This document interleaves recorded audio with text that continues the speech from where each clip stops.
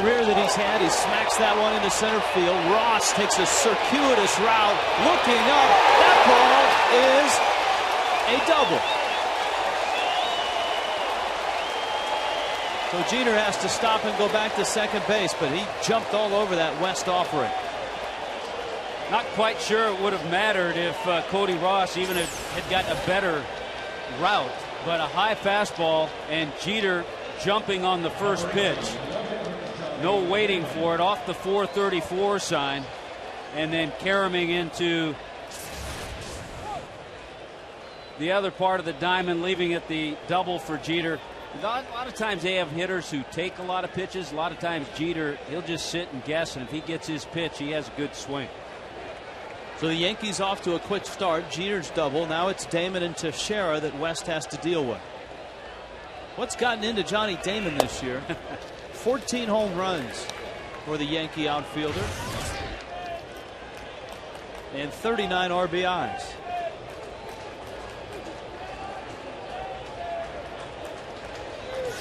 Damon now 35, the Orlando product. And he smoked that one just foul. That almost got Mick Kelleher, the first base coach. These guys are veterans. They're very aggressive when they see mistake pitches up in the zone. By the way, Derek Jeter hitting .452 against lefties, second only to David Wright in the major leagues. Jeter will steal third if West doesn't pay attention. Looks him back and misses high with a fastball. It's Rob Drake behind the plate. Joe Girardi manning the dugout for the Yankees. Girardi in his second year. Last year the Yankees were 89 and 73. A good record, but not good enough to get to the postseason. Third in the American League East, and it snapped his streak of 13 consecutive postseason appearances so far, and you have to expect it a little bit from a 23-year-old. Little jitters, a lot of pitches up, and that usually indicates trying to overthrow. West with a 3-1 pitch. Jammed Damon. And it's 3-2. Fourth year with the Yankees. Of course, Damon played both sides of the street in that rivalry with the Red Sox. He was a part of that 2004 World Championship team. The ones that came back and beat Derek Jeter in the American League Championship Series. That's the last ALCS the Yankees have been in, by the way. And Damon goes after that breaking ball. West gets a strikeout. Nicely done. He got a little break on the 3-1 pitch that Damon tried to check his swing and then put him away with a slider. Take a look at the defense tonight. There's Chris Coughlin in left with Jeremy Hermida, the right fielder. Helms, Ramirez, Ugla, and Cantu around the infield. How about the hot bat of Ronnie Paulino behind the plate? Tex. Mark Teixeira. Supremely talented and now supremely compensated. And a low strike from Sean West. Teixeira, of course, signing the huge contract. 8 years, $180 million. And one of the big offseason fish that the Yankees landed, along with CC Sabathia and A.J. Burnett. Broken bat, and it's going to roll to center. Jeter started back towards second. Hanley was playing Teixeira to pull. And so a break for the Marlins. Jeter ends up at third. Kind of interesting. A young runner, and we would tell you that he made a mistake, because as a runner you have to know where that shortstop's playing. And Jeter can see Hanley Ramirez. The ball was stung. He thought Hanley was going to make the play, so he goes back to the back. So the Marlins get a little bit of a break. Jeter only gets to third.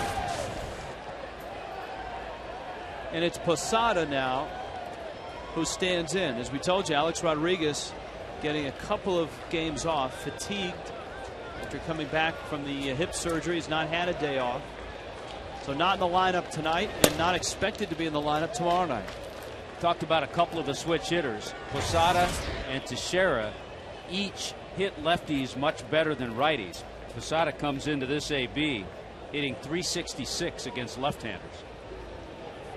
And healthy this year. Last year, a real struggle, shoulder injury. Smokes it. Foul. The shoulder injury limited him to 51 games last year. Much decorated in his career. 5-time All-Star. 5 Silver Slugger awards. His career numbers kind of fly in the face of what he's doing this year. West needs a ground ball. There's one out. Here's the 1-1. Didn't miss by much. It's 2-1. Just to show you the difference in how that shoulder bothered Posada. Last year, 3 home runs and 168 ABs. He already has 9 this year and a little over 130. He hit 20 back in 2007. Smacked into right field. That's a base hit. Hermida picks it up, and the Yankees are on the board first. 3 hits against the rookie Sean West in the first inning.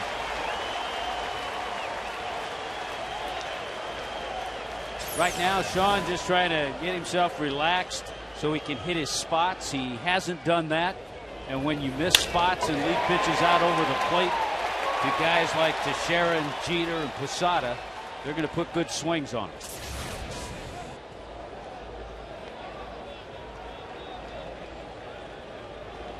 Brings up Nick Swisher, another addition to this Yankee team.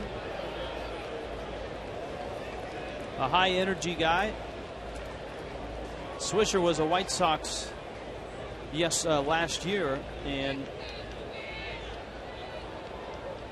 as usual had big numbers, home runs and RBIs. Takes a strike at the knees, but he didn't hit all that well in terms of average. Hit just .219 at 24 homers, drove in 69 runs. Opened his career in Oakland. Already has a dozen home runs as a Yankee. Kind of guy that is going to give you home runs. Not a high batting average. He's a .244 lifetime hitter.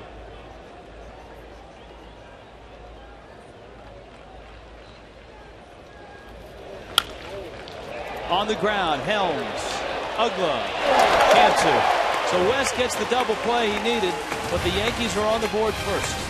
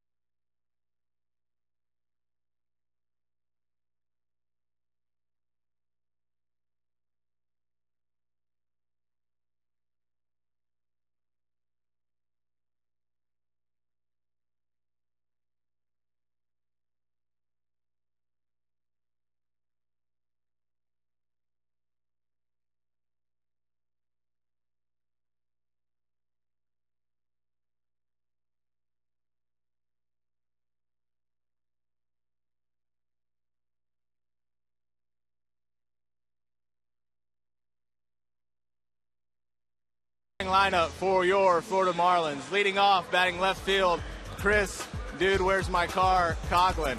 Batting second, in charge of clubhouse security and drinking many cups of coffee, Uncle Wes Helms, playing third base. Batting third, your shortstop, Hanley the Nino, Spanish for the Nino Ramirez. Batting fourth, Jorge, spending more time in the mirror than in the batting cages, Cantu. Batting fifth, your second baseman, Danny strong to the finish because he eats his spinach ugla.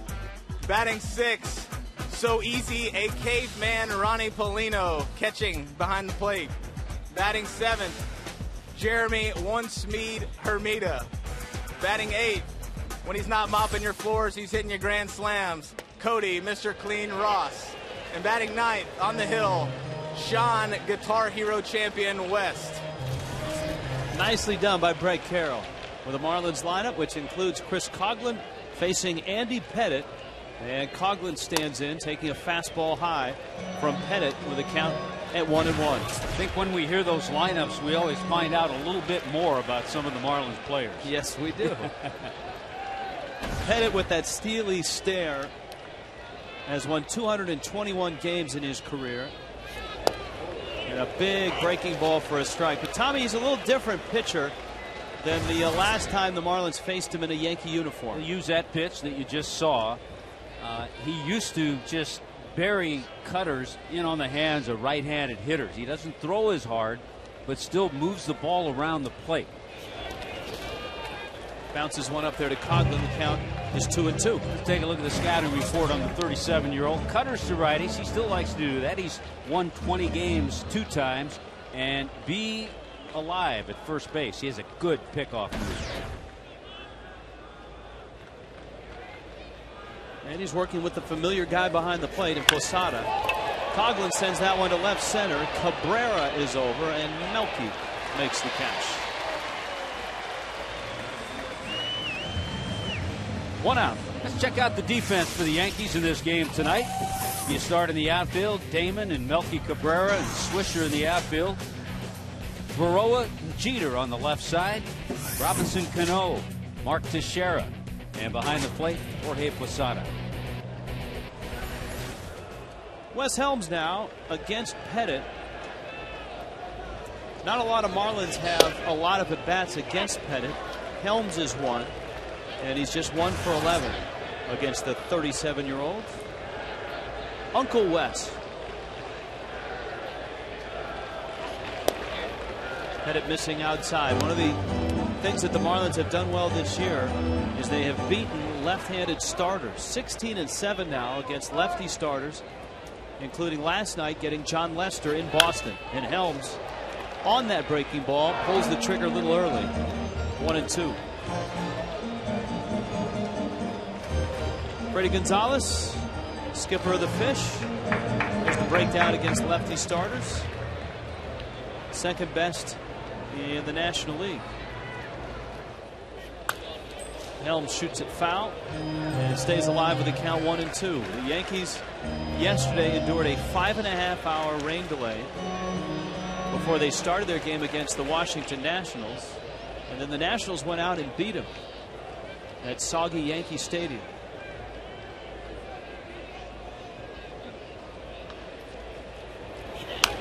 The good news was for the bad weather up there, and our weather tonight is absolutely perfect. Mikasuki brings you our weather. Come play our way. Gorgeous night, nice and warm. The Yankees got wet last night. The Marlins got wet last night in Boston.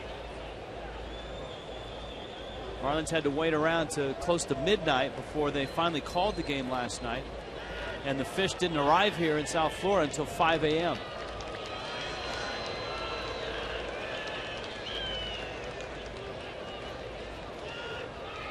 One-two. You look at the line of Andy Pettit. He's thrown 79 2/3 innings. He's given up 93 hits. So because he doesn't have that overpowering cutter that he once had, he gives up a few more base hits, but he still is tough and knows how to work out of situations.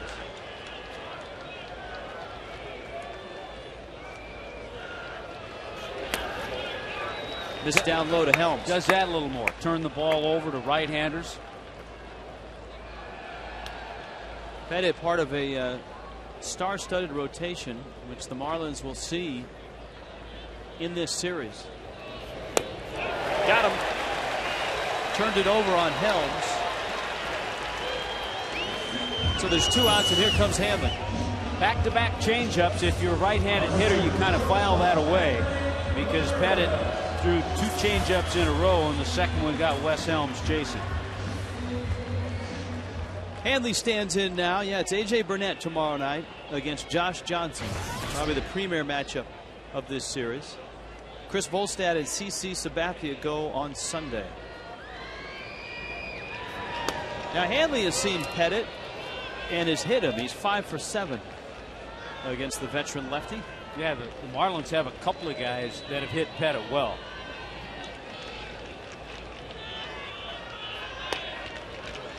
Two big breaking balls, and it's 2-0.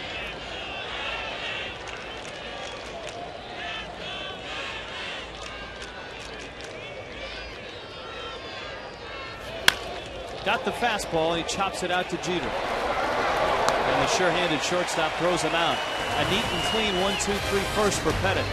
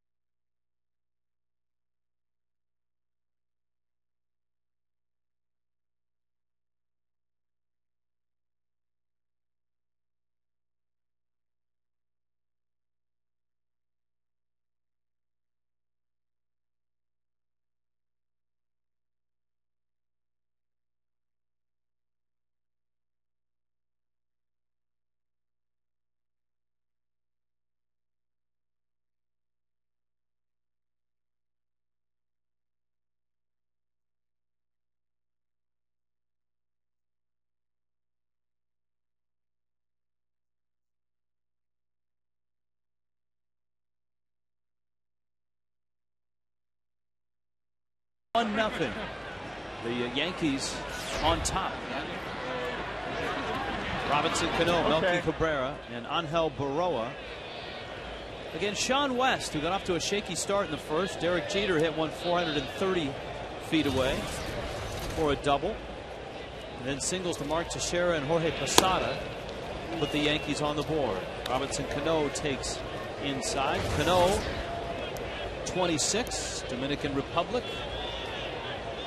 An all-star in his career. Boy, he has been on fire too.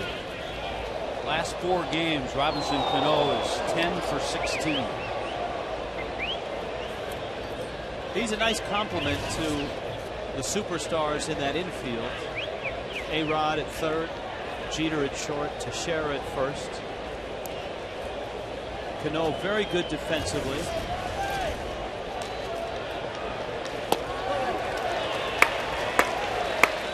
West gets a strike. It's 1-2. You see how effective his slider can be when he gets ahead, especially to the left-handed hitters.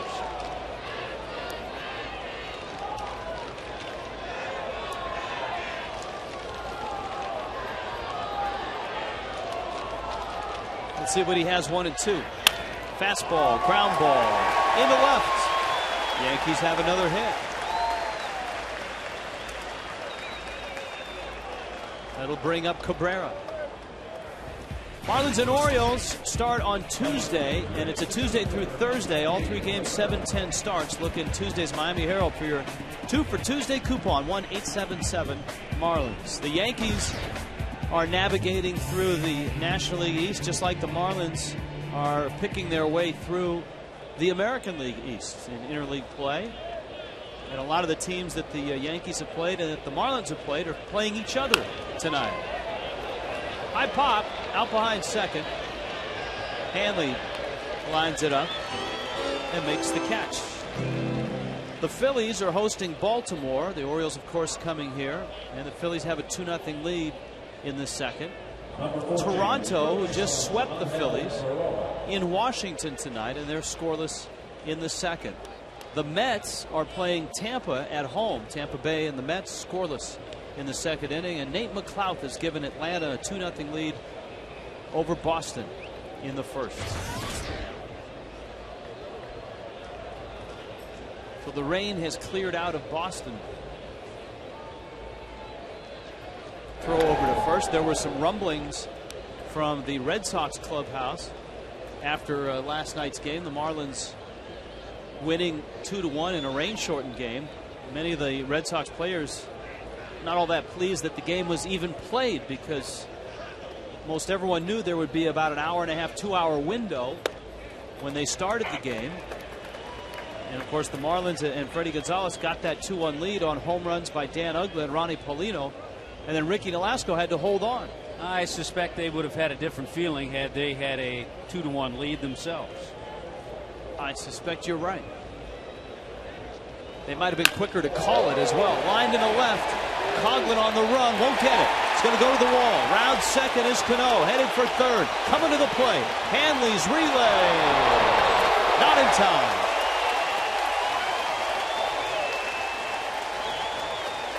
Angel Berra.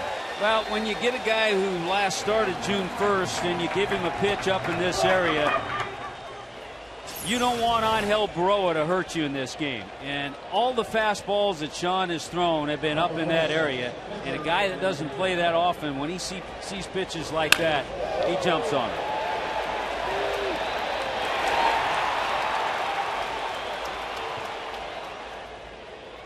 Berra getting the start for Alex Rodriguez.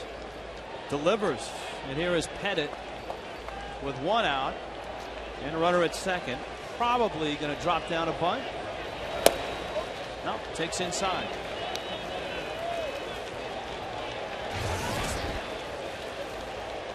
His career numbers. Of course, he spent time with the Houston Astros, so he had plenty of National League at bats.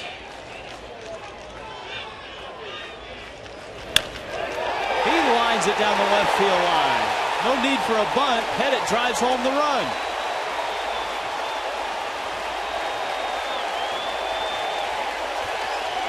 Well, in his long career, it's just his 25th base hit. But again, not hitting spots. And it's not going to be a long night for Sean West if he keeps making pitches like this. Even the pitcher, who came in with a 133 batting average, saw a pitch well and stroked it nicely. That prompts a visit from Mark Wiley to the mound to visit with West. So first time through the Yankee order, 6 Yankees have hits.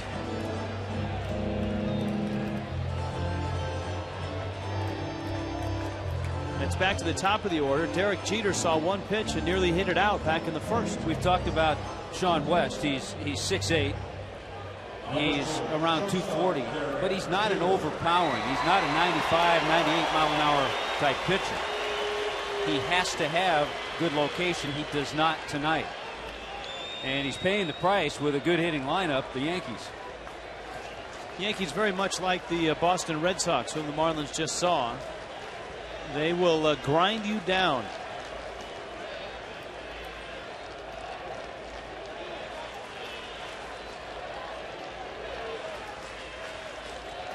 So Jeter's second at bat. Derek Jeter will turn 35 in 2 weeks. And this is his 15th year with the Yankees.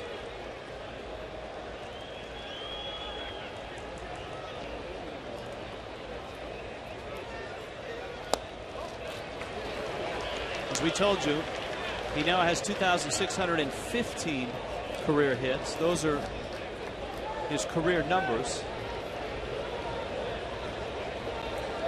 Boy, he has just been a model of consistency his entire career.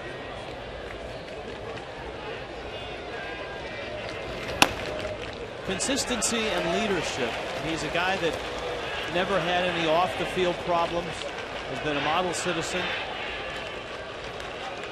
Certainly the leader of the Yankees in the clubhouse. Remember, he was just a youngster when that string of postseason appearances started in '95. That was his rookie year. Jeter drives it into center field. Don't think they'll send Pettit. Well, and you notice the green light on the 3-0 pitch. So Jeter, who is now closing in on a .500 batting average against left-handed pitching, a smart enough hitter to give him the green light 3-0 because he's going to be selective. There's Joe Girardi, who was the manager of the year in 2006 for the Fish. So Girardi knows Jeter's approach. Heck, he played with Derek Jeter.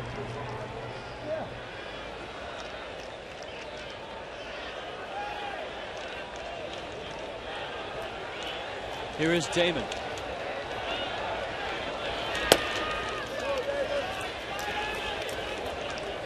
Johnny Damon struck out back in the first. Dr. Phillips High School in Orlando.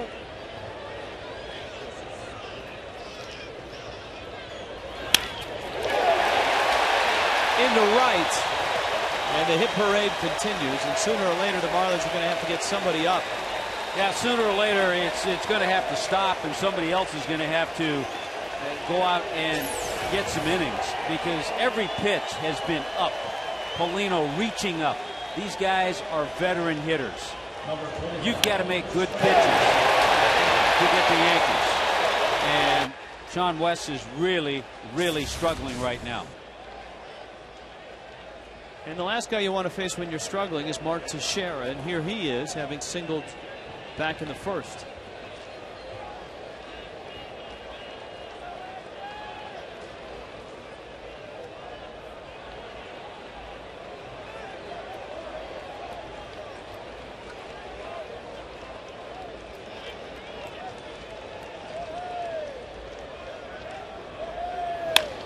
Teixeira drives one right field. Hermida in his tracks makes the catch. Tagging at second is Jeter, and he'll get to third.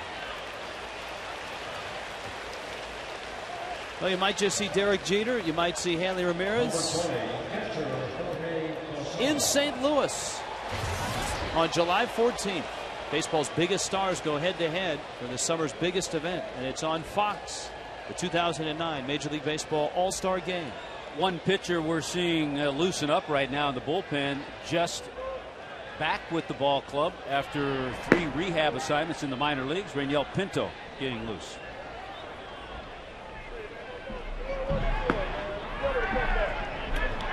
The guy you would expect to see would be Burke Badenhop, but remember, he threw 4 1/3 innings on Tuesday, which is as good as a start in relief. Because everything is up. We talked about this Yankee lineup taking and being patient. They're aggressive tonight. They're jumping on everything that Sean West is throwing up there.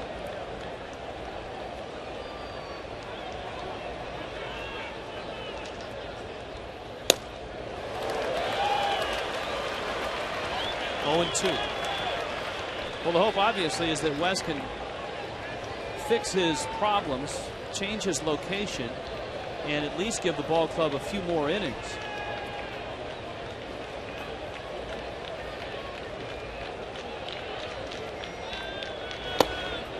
You're right, because the one guy that you would get the innings out of, you just mentioned, Burke Badenhop, 4+ innings in Boston.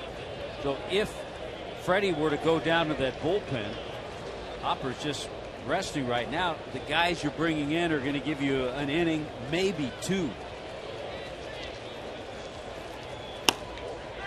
Struck him out. West with a little breaking ball. Posada's not real happy.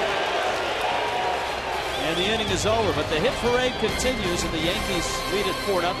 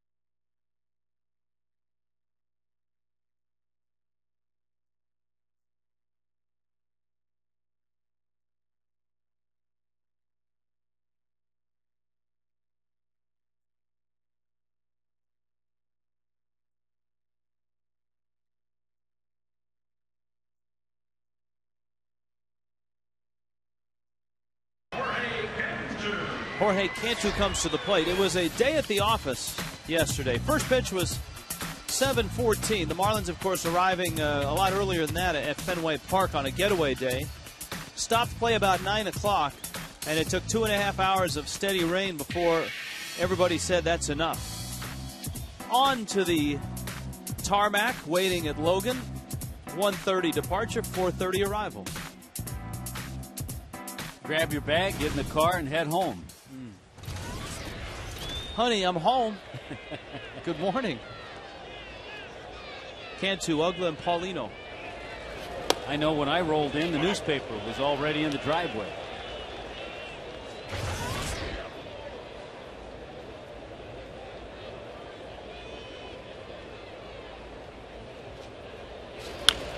Cantu turns on one, pulls it down the left field line. It's a fair ball. Damon overran it, and he'll pick it up. Cantu's got himself a double. Cantu getting not a week off, but a week without having to go out on the field. He was the DH throughout that tour of Toronto and Boston. Plenty of time to peck away at a guy who's given up a lot of base hits. Good adjustment by Jorge Cantu, and not a good play by Damon in left field. His route was not a good one, and he didn't get to the ball, and the ball went into the corner, and Cantu got the double. So that's a good way to start. So Ugla and Paulino, they were the home run tandem last night in Boston against the lefty John Lester. Goes after that first pitch, a little pop out into shallow center.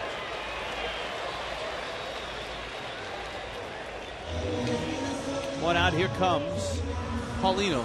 A gentle reminder that this copyrighted telecast is presented by authority of the Marlins, may not be reproduced or retransmitted in any form. Accounts, descriptions of this game may not be disseminated, whatever that means, without the express written consent of the Florida Marlins. Rich, you talked about Jeter, who will turn 35 in a couple of weeks. Damon is 35. Their outstanding future Hall of Fame closer, Mariano Rivera, is 39. So there's somewhat of a sense of urgency for the Yankees, I think. I mean, they have a mixture of some young players, but to get back postseason again and try to win another championship.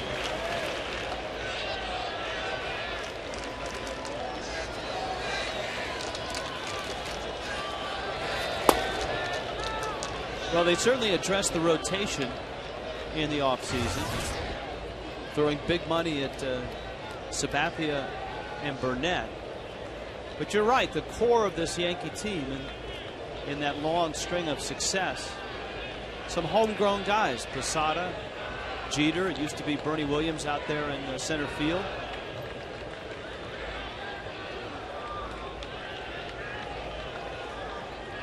Very much a veteran team.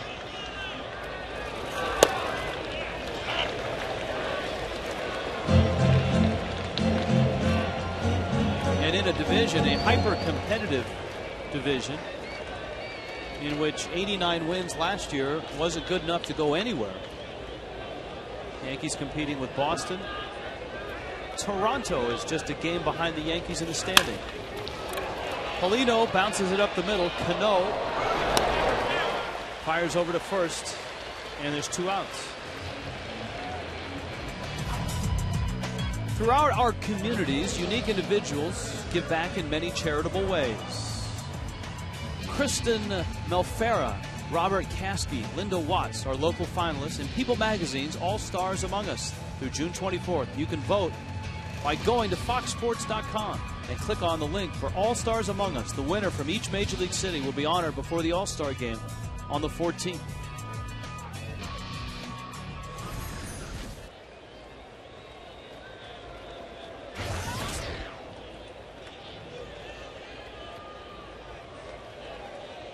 Jeremy Hermida now.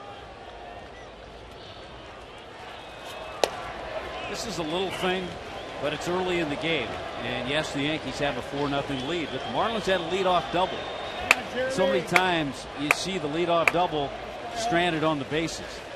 Dan Ugla on the first pitch, he appeared to try to go the other way, but he got underneath the ball, and that kept Cantu at second base.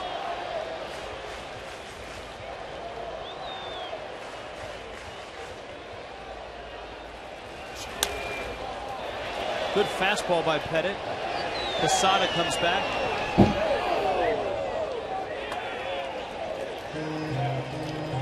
Oh and 2.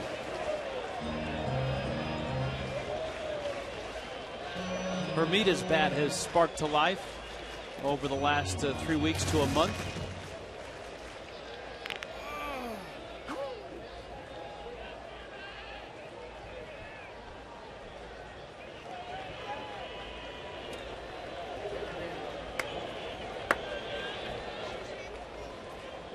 Oh, 2. And he pulls it foul. I think that's one of the keys to the Marlins' success in the month of June. The outset of the show showed you the Marlins in June and the quality of teams they've been playing. The fact that Cody Ross, here comes Joe Girardi out to the mound to check on Andy Pettit. Yeah, they got out there quickly. Longtime assistant athletic trainer Steve Donahue. He just looked like he had a little stumble when he came off the mound, but he appears to be okay. Yeah, as he tried to backtrack, thinking he might have to get over and cover first base.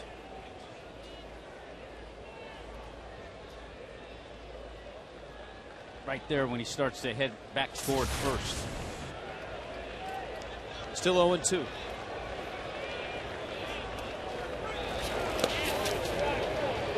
I think in June, one of the big keys has been the production of the bottom of the order, whether Hermita's been down there, or Ross, or Paulino, or Baker.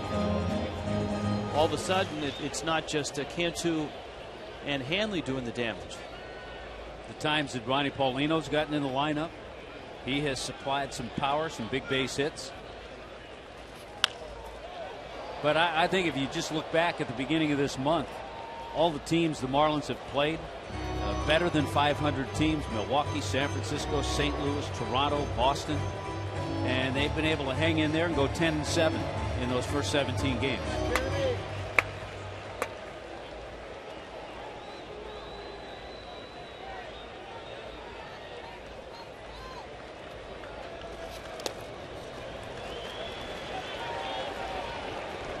After 0-2, it's 2-2.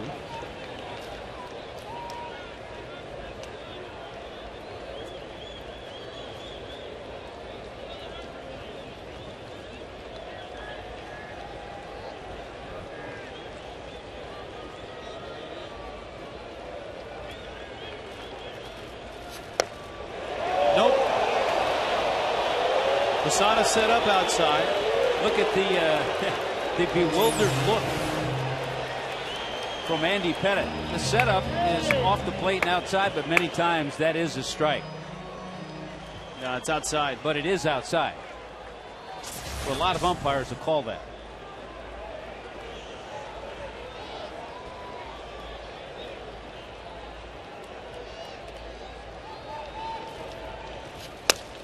Got him. Down goes Hermita. And the Marlins waste that leadoff double.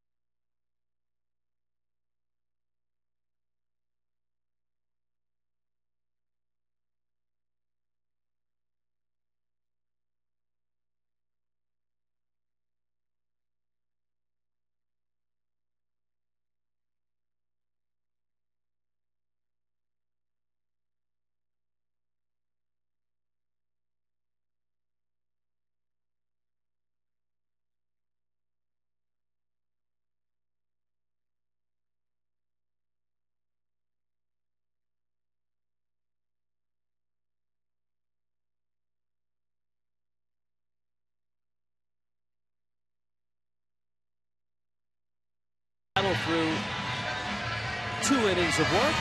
Well, I'm disappointed, Rich. I know we put out a pretty good challenge for Marlins fans to come out and try to outnumber Yankees fans this weekend. I'm not so sure that's happened tonight. Got a couple more games to go, though. Tough to tell. There hasn't been a whole lot to jump up and down about for Marlin fans so far. Now let's see if Sean West can make an adjustment. Nick Swisher, Robinson Cano, and Melky Cabrera.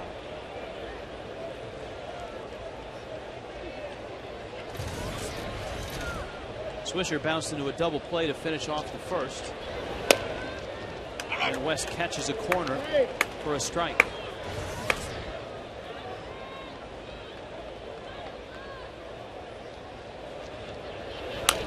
Swisher has a much different hairstyle now that he's a Yankee. Funny how that goes, doesn't it? In Oakland, it was long and flowing. Yeah, he had the he went the way of Giambi.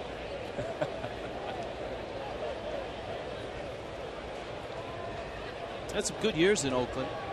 35 homers, 95 RBIs in 06. Down he goes.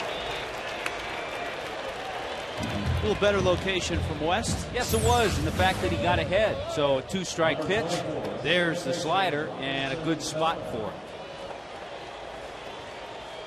So he's gotten Swisher twice. Swisher hit into a double play and he struck out. Cano single back in the second. 3 runs in the second for the Yankees.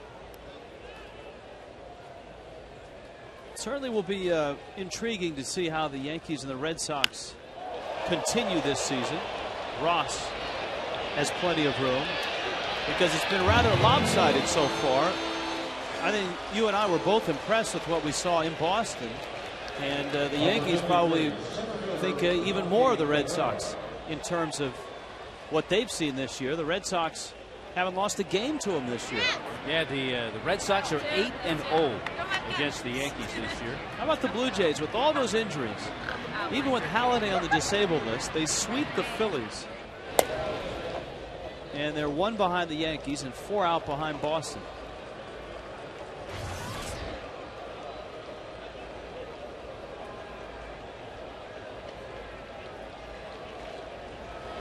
Melky Cabrera takes a strike.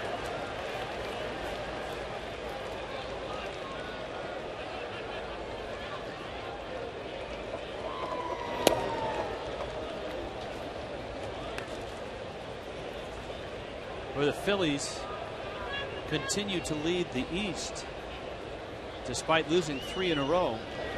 The Mets 3 back. The Marlins have pulled in front of Atlanta and are 5 back, 3rd place in the East.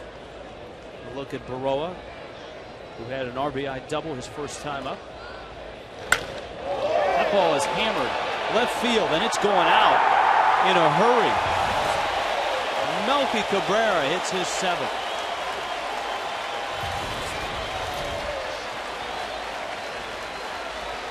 It's very easy to figure out the game plan of the Yankees offense tonight. Get yourself 3-0, 3-1, get a fastball, and what they're getting are mistake pitches, and they are having tremendous swings. So on a 3-1 fastball, Melky Cabrera hits home run number 7. It's right down the middle of the plate.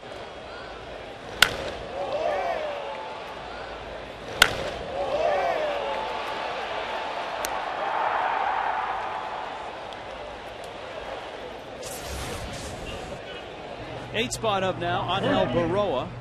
I think we've talked about the month of June, and we've seen what starting pitching can do when the Marlins get those quality starts. The way Nolasco is pitched, the way Andrew Miller is pitched, the way Josh Johnson is pitched. And it makes a difference to come out, establish something on the mound, and then the offense can take over. Tough to get that going, though, with 5 early runs, which is what the Yankees have off Sean West. 9 hits. Berra, who came up, actually got to the big leagues and was Rookie of the Year with the Kansas City Royals. Was a Dodger last year.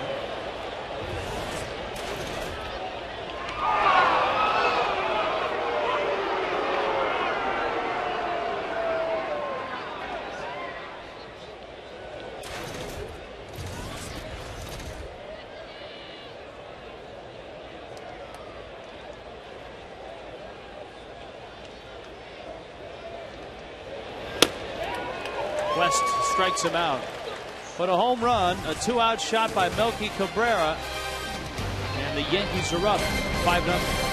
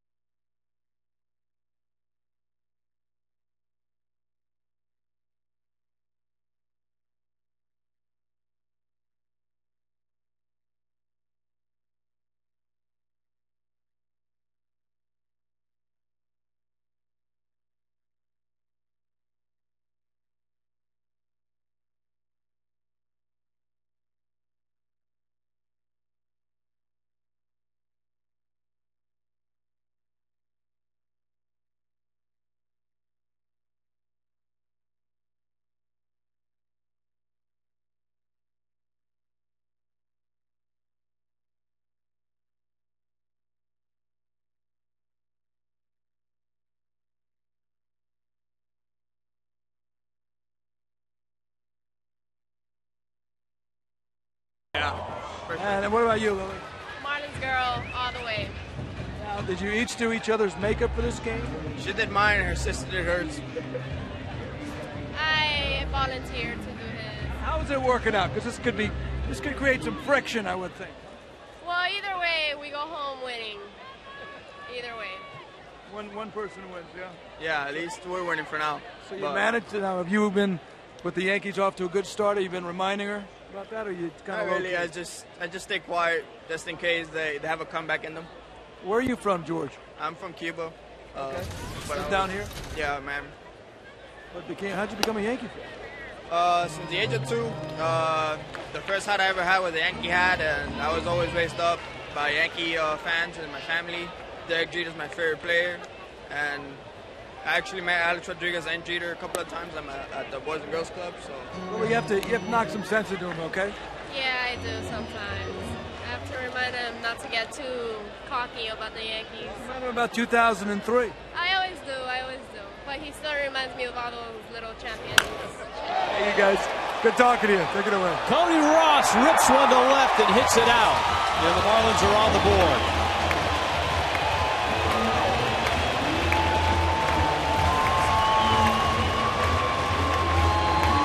Great swing by Cody Ross. Takes care of a pitch from Pettit, home run number 11. But it just makes me think back to the leadoff double. All of a sudden, instead of 1 run, it could be 2 runs for the Marlins. They have to manufacture to get back into games when they get down early. Nice swing by Cody.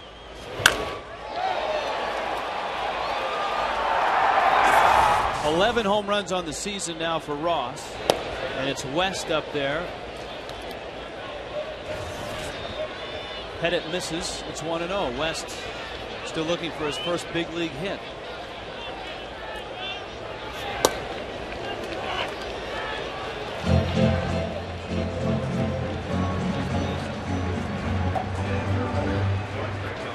So the Marlins have 2 hits against Pettit, the double and the home run. Pettit has struck out a pair and is on the verge of striking West out.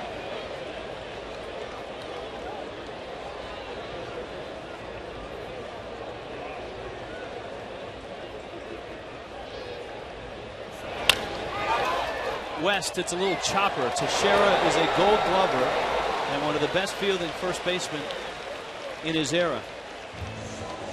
Makes a nice play. Family Sundays on the 21st. Marlins and Yankees. Remember, it's a 5:05 start. First 5,000 dads get a Marlins T-shirt courtesy of Metro PCS 1877 Marlins. The number to call.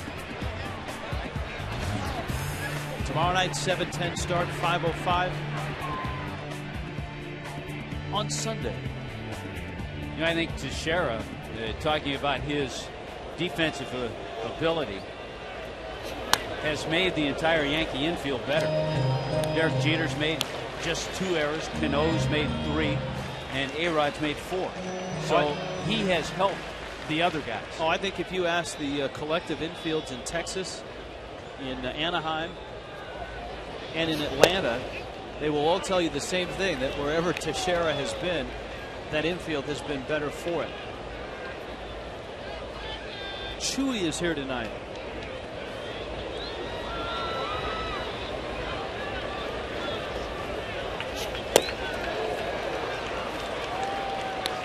One and 2 to Coghlan. Chris flied out back in the first. And you look at this Yankee infield. Jeter has made only 2 errors. Cano has made just 2 errors. Teixeira has not made an error.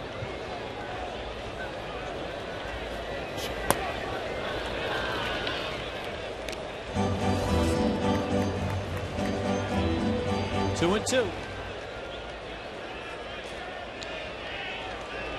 Pettit's been free and easy. 43rd pitch of the night.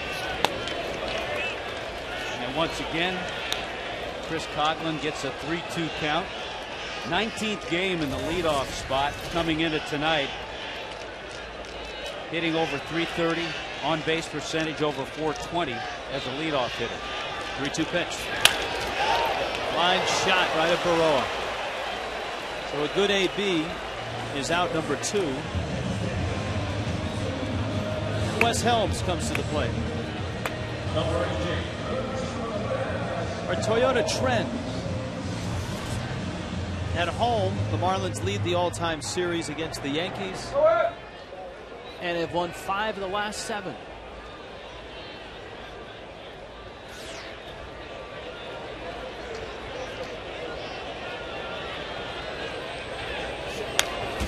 Helms fouls it back. Of course, we talked about Andy Pettitte in that Game 6 when he was beaten by Josh Beckett, but in Game 2 he beat Mark Redmond 6-1 and went 8 2/3 innings.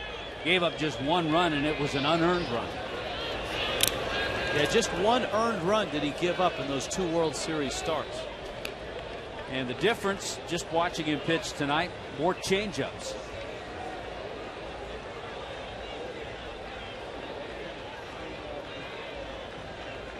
Yeah, fewer cutters too. That one in the dirt. You're talking about postseason in Pettitte. He's made 35 career postseason starts and thrown 218 innings. Both of those numbers are tied with Tom Glavine for the most all time. He's second in wins, tied with Glavine at 14, one behind John Smoltz, who has 15. Well, he's been, we talked about Jeter, a model of consistency. So is Andy Pettitte.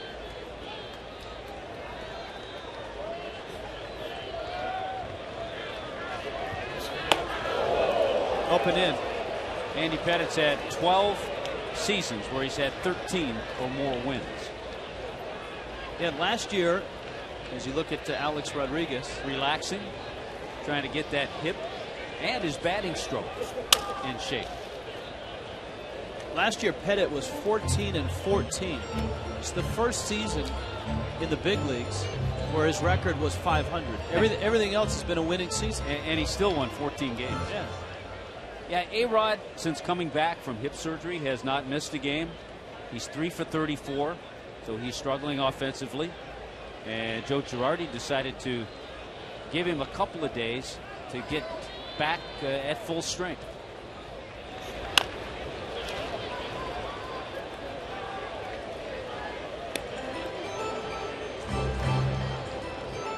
I'm sure upsetting a few Yankees fans who came out to see Alex Rodriguez.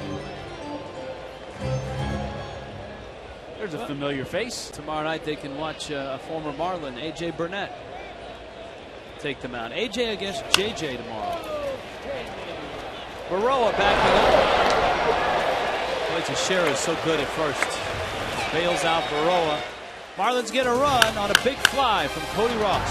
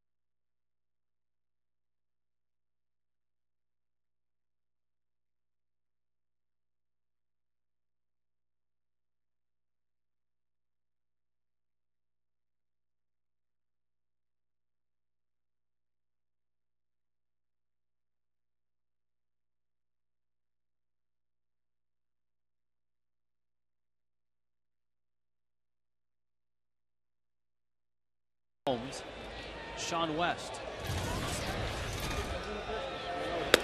And it's Andy Pettit. Even Pettit got in on the thrashing with an RBI double in the second. Yeah, a slashing double, line drive down the left field line.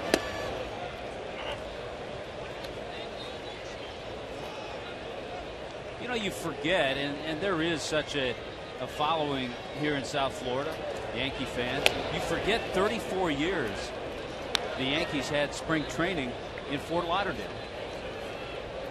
So cultivated a lot of fans during their springs for 34 seasons before they moved over to Tampa.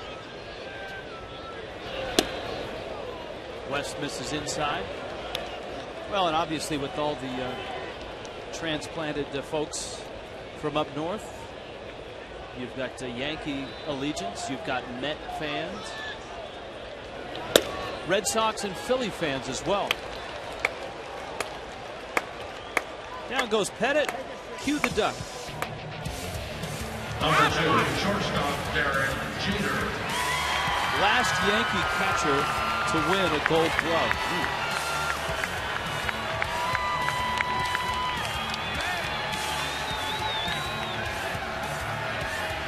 It's not Jorge Posada, and I don't think it was Joe Girardi. Even though Joe Girardi, a very good defensive catcher. Boy, you got to be careful with Jeter swinging at that first pitch. When he puts the first pitch in play this year, he's hitting .393. And remember, his double in the first inning was on the first pitch.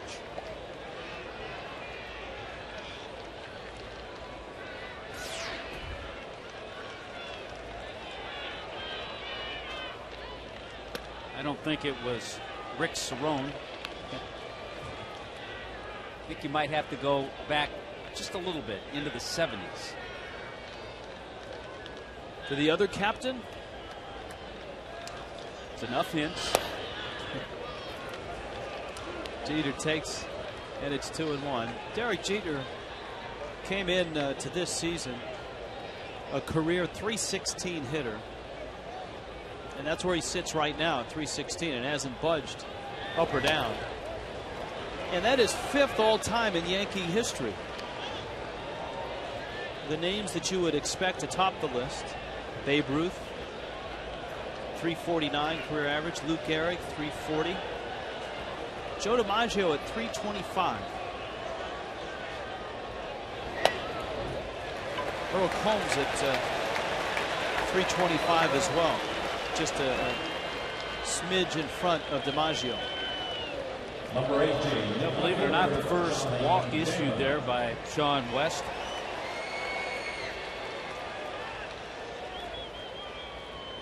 Yeah, this is a night where the strikeouts and walk totals don't tell any of the story. By the way, Damon's real good at hooking a ball in the hole on the right side. If you make a mistake middle in, and that's a hitter that has a plan. Sometimes you look at some of the Marlins at bats and you wonder if there's a plan involved.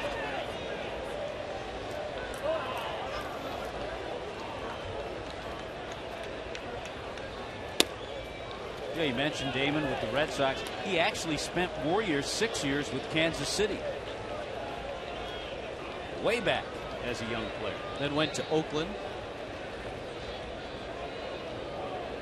Spent 4 years in Boston. And he hurt the Yankees in 2004 in that it's dramatic comeback. He Huge had home runs. 2 big home runs in that series.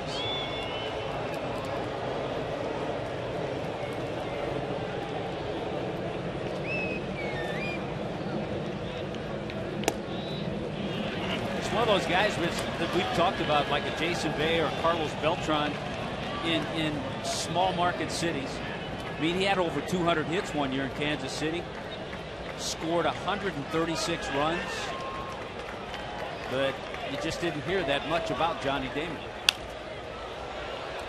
And of course, he gets to the bigger stage in Boston and now in New York.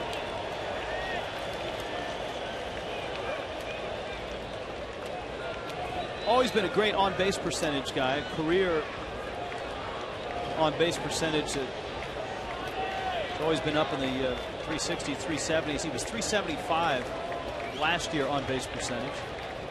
But he strikes out here. West gets a fastball by him. So, I mean, if you look at raw numbers now, Sean West has punched out 6 and walked 1.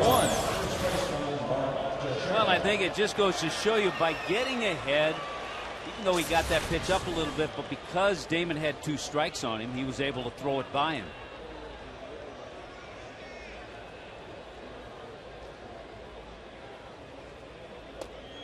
Teixeira now.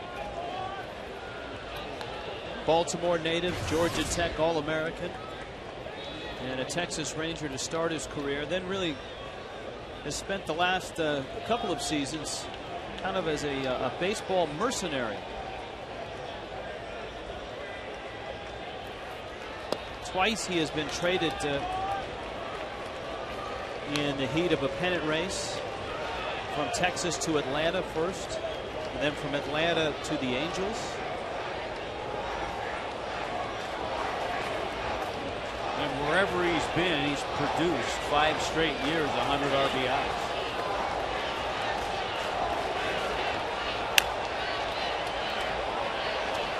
And I think another guy that falls into that category. You know, some heard about Teixeira in his days with Texas, but all of a sudden, now that he's on the big stage, if he continues to hit the way he has, and there's no reason he won't, more people will hear about Mark Teixeira.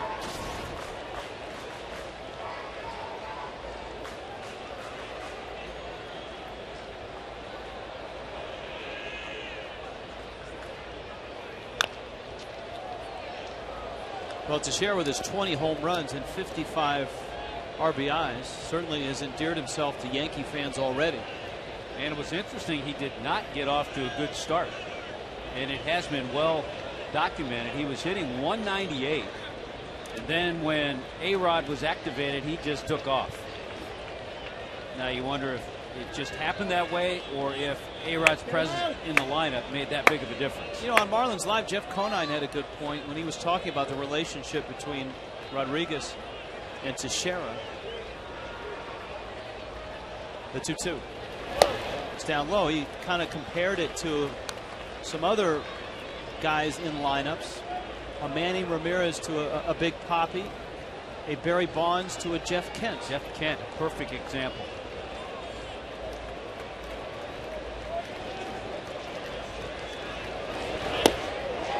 That would be strike 3. Around he goes. Jeff Kellogg rings him up. And Sean West works a scoreless 4th. That is breaking news. It's 5-1.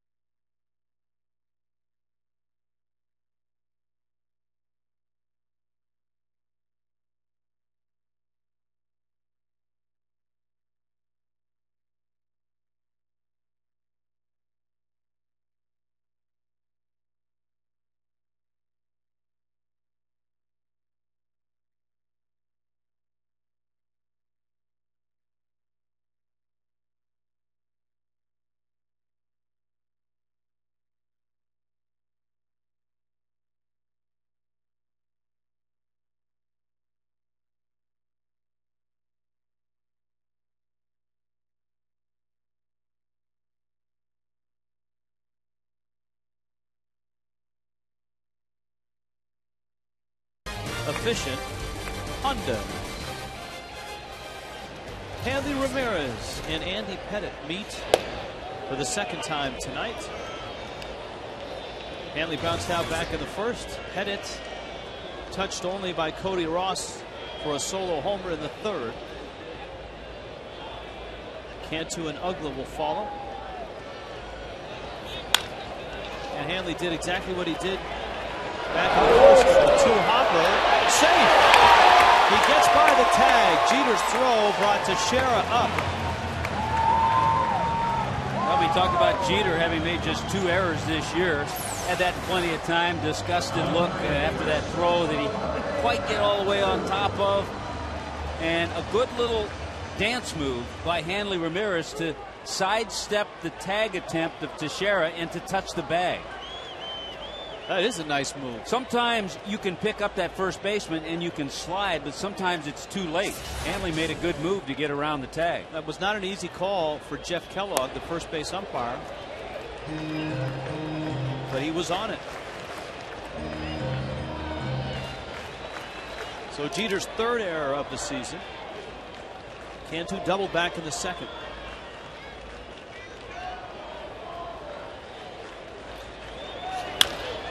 And Jorge sends it into center. Cabrera makes the catch. Summon the duck.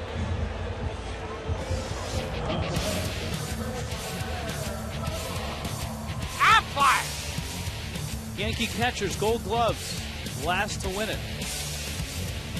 How about Thurman?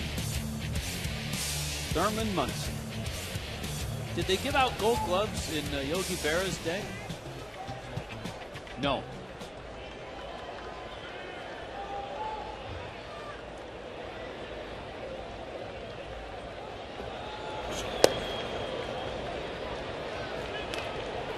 You would think that with the Aflac trivia question and the Yogi Berra appearing in the Aflac commercials, that we might have a Yogi influenced question. I think the Gold Gloves, and we may do a little research on this. Our crack staff just starting to get awake now. I think. Wait a minute. No, they never slept. They're on their second win right now. But I think the Gold Glove came into being somewhere in the mid to late 60s. There was a case of Mountain Dew outside the production truck this afternoon, but apparently that hasn't been enough to get everyone stirred up. Late 50s, we're told. 1957, the Rawlings Gold Glove came into being.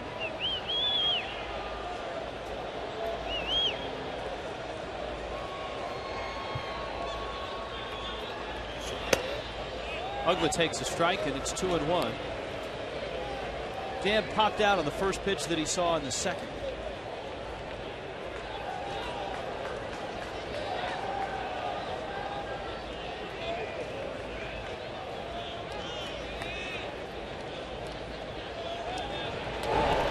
You noted that Pettit has such a great pickoff move. He has a historic pickoff move. He has picked off 95 career runners, which has passed Kenny Rogers as the all-time leader since they started keeping that statistic.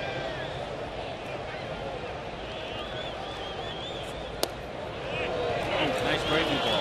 I think Dan Ugla has slowly brought his average up against left-handed pitchers. Remember, at one time it sat below 200. He came into this game 233, still not a glowing figure, but he's raised it gradually against some left-handed pitching.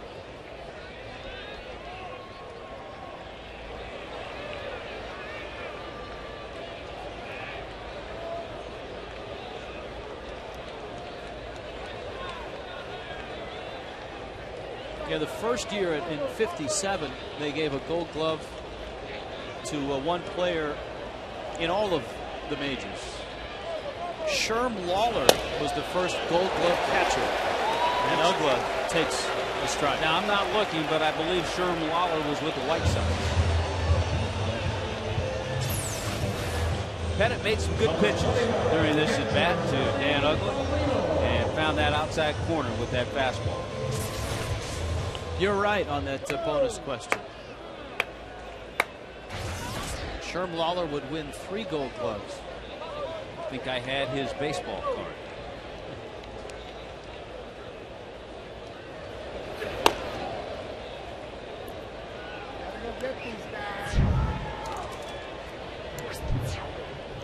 Sherm Lawler was a Yankee at one point in time. From 47 for 2 seasons, 47 to 48.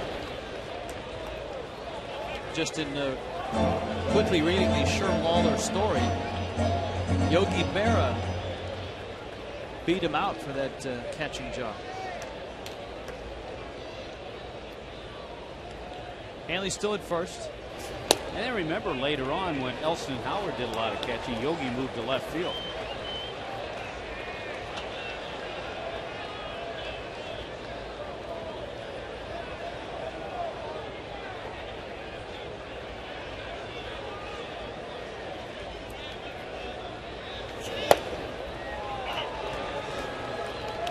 Ronnie Paulino with a count 3-1.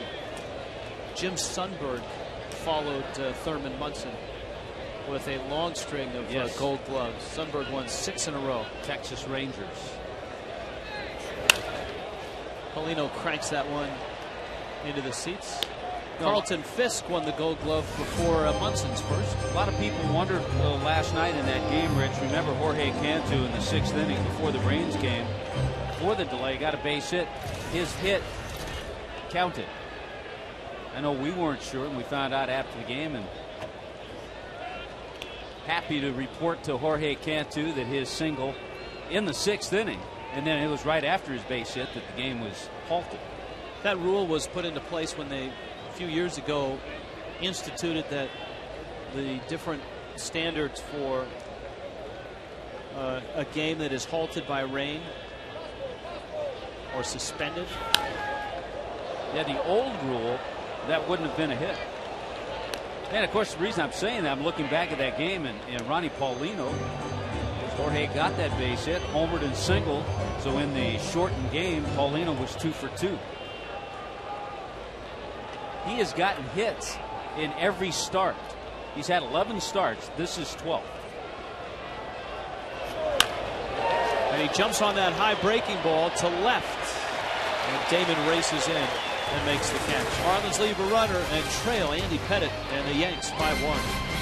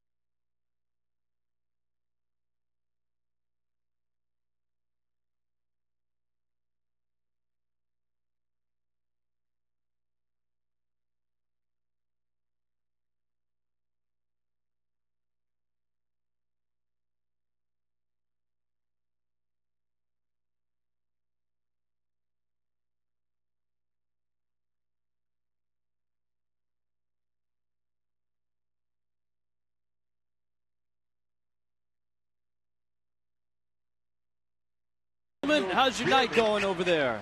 Rich, Tommy, how you doing, fellas? Hi, Richie, Tommy. We're doing good. We needed the excitement tonight. You got it here tonight. Yeah. This reminds us of 97 and also 03. Well, in one of the lopsided games, I suspect 03, the Yankees really came out cookie and jumped all over Sean West. Well, you know, in reality, you have to appreciate the fact that they came from Boston here and flew in 4:30 in the morning, so the boys didn't have too much rest. And of course, you're facing the Yankees, you know, and I think he's just a rookie coming on. I think he really had done well after that third inning, you know, started pitching well. He got 7 strikeouts, and we haven't been able to help him. Jorge Posada, Nick Swisher, and Robinson Cano. All right, guys, have a good show. Okay, guys, you too. Yeah, and I think what Sean West is doing here, and there was a moment in time where we saw activity in the bullpen, but he's allowing Freddie Gonzalez to not have to go into that bullpen so early. If he could get another inning or two out of him, he'd be in good shape.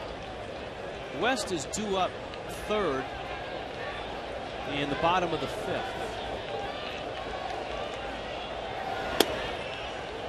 And whether that plays into his future in this ball game or not, we'll see. What you don't want to have happen here as a manager is for West to get in trouble this inning, and then you would have to go get a reliever and either double switch for that position in the 5th inning, that's early, or get your reliever in and only let him face a couple of hitters. All those things Freddie didn't have to think about last week in the American League cities. Amen, brother. That just shows you the little nuances and the differences in the National League. And that means your bench coach, and in the Marlins case, Carlos Tosca, he can also, well, now he has to step it up, but you almost stand down a little bit into the American League, and it allows a lot more flexibility with your bullpen.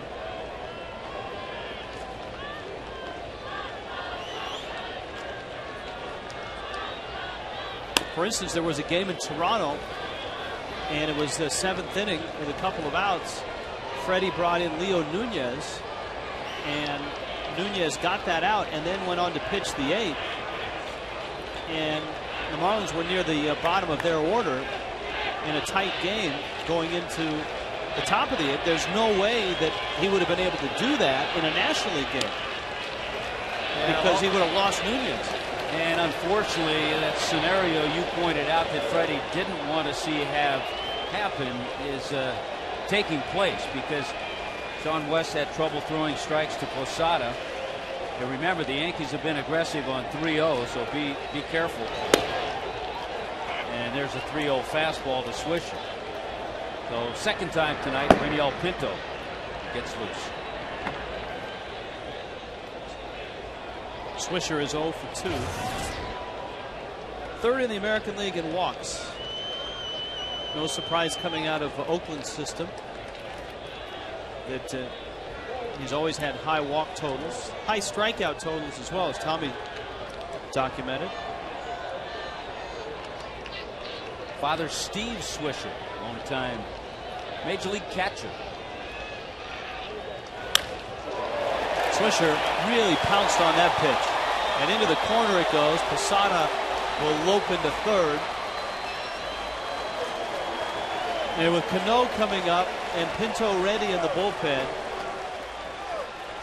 West may have seen his last hitter. A couple of innings where he had success, he wasn't falling behind. But as soon as he fell behind in this inning, and you're right, that is going to be all, because here comes Freddie, and he's already made that call to the bullpen. So a rugged night for the 23-year-old out of Shreveport. He leaves in a 5-1 game. Here's Art Marooney, called to the pen. When you need a car, truck or van,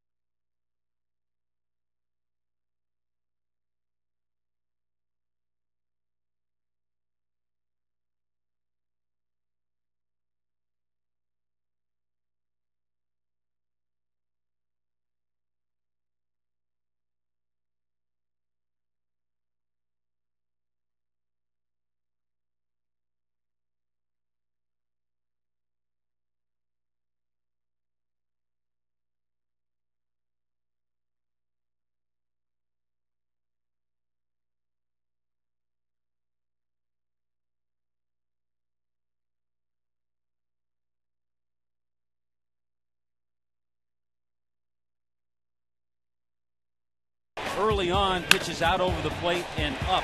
And the aggressive Yankee hitters had good swings, even Andy Pettitte.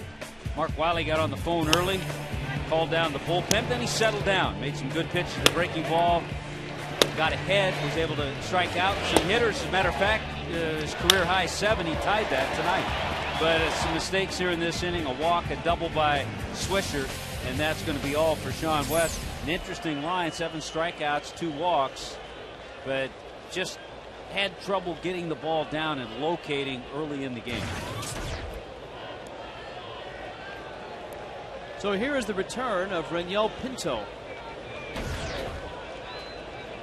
And he gets Robinson Cano. Marlins infield has crept in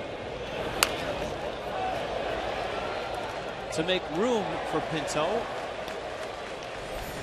Guy that's been up and down a few times. Christian Martinez is sent to Jacksonville. Martinez has been up a couple times with the Fish, and I would expect we'll see him back again this year at some point. Well, Pinto had some elbow inflammation. That calmed down, and then he got himself some rehab assignments, some back-to-back games to get himself ready for here.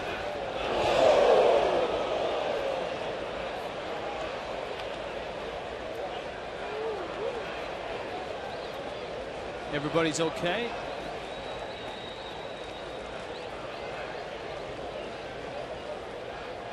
Billy, look out. Always be ready, Billy.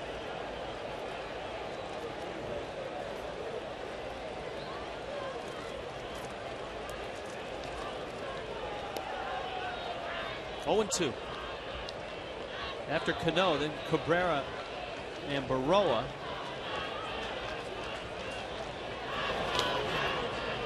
Paulino digs it out. Let's see if Billy was able to dance out of the way. I think he ducked right away. Smart fish.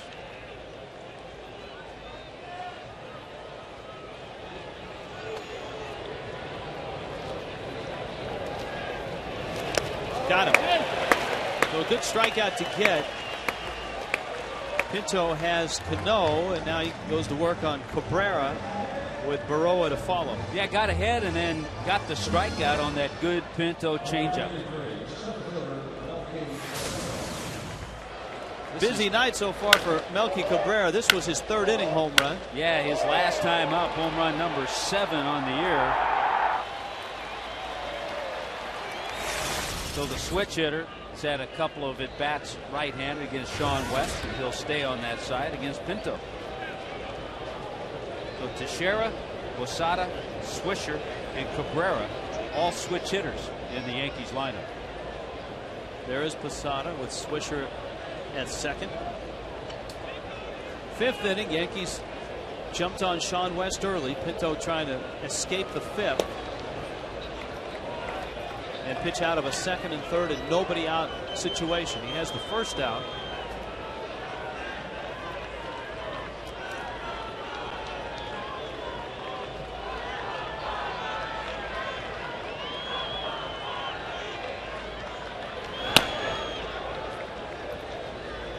The one thing that Pinto has going for him, and maybe this was in Ronnie Paulino's visit, first base is open. It's Berra and then Pettitte. So that might be an easier opportunity to get out of this inning. And it's 3-0 now. Yeah, and you don't have to give in now that it's 3-0.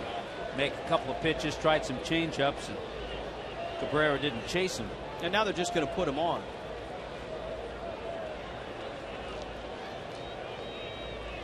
I think Cabrera, Rich, is one of those guys that's benefited from the way the ball has been flying at New Yankee Stadium. I mean, his career high, a couple of times he's hit 8 home runs, and he has 7 with his home run tonight.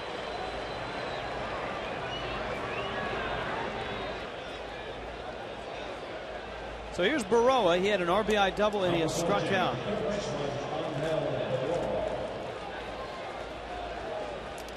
Now a ground ball could get Pinto out of the inning.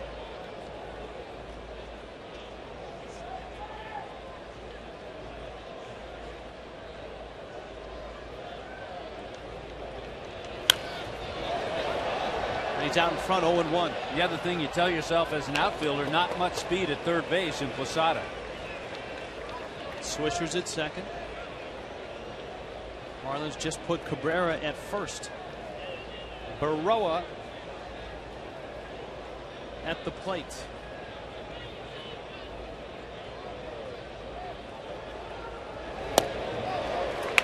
Oh, 2.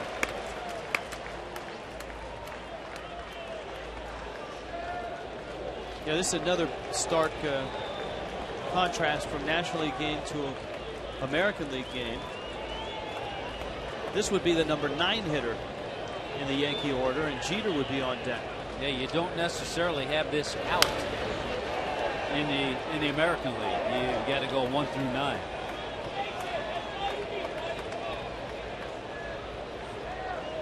And there is Pettit. There's the number 9 hitter,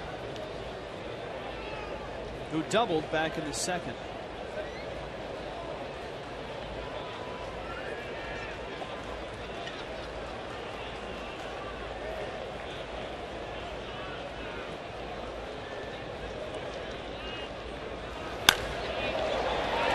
In the air, in not too deep center field. Posada's not going to tag. Ross makes the catch. And so Pinto is 2/3 of the way there. Well, he's made some nice pitches. He struck out Cano on the changeup. Got a couple of strikes, got ahead to Berra, and then gets him on a fastball. Pitches a little out over the plate, but got him to pop it into shallow center field. No chance for Posada to come in from third base.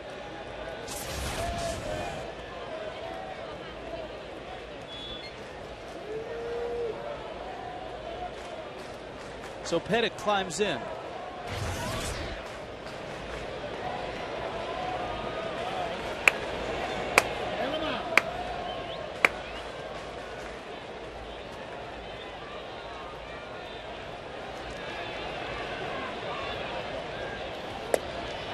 Pinto gets strike 1. Of course, Pettit, no stranger. He spent some time with the Astros, 3 years with Houston, 2.5 years.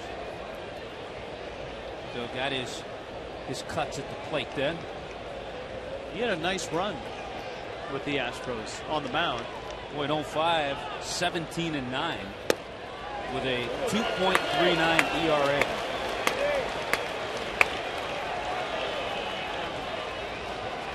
Oh, 2.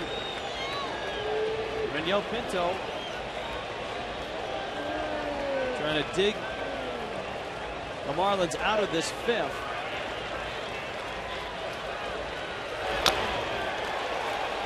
And it stays at 0-2.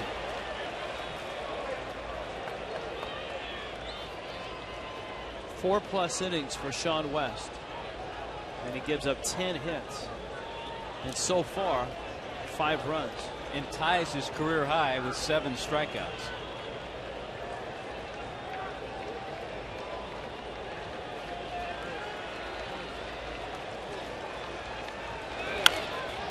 Pettit hits a ground ball to third. Helms will step on the bag, and Renyel Pinto pitches out of that second and third, and nobody out situation.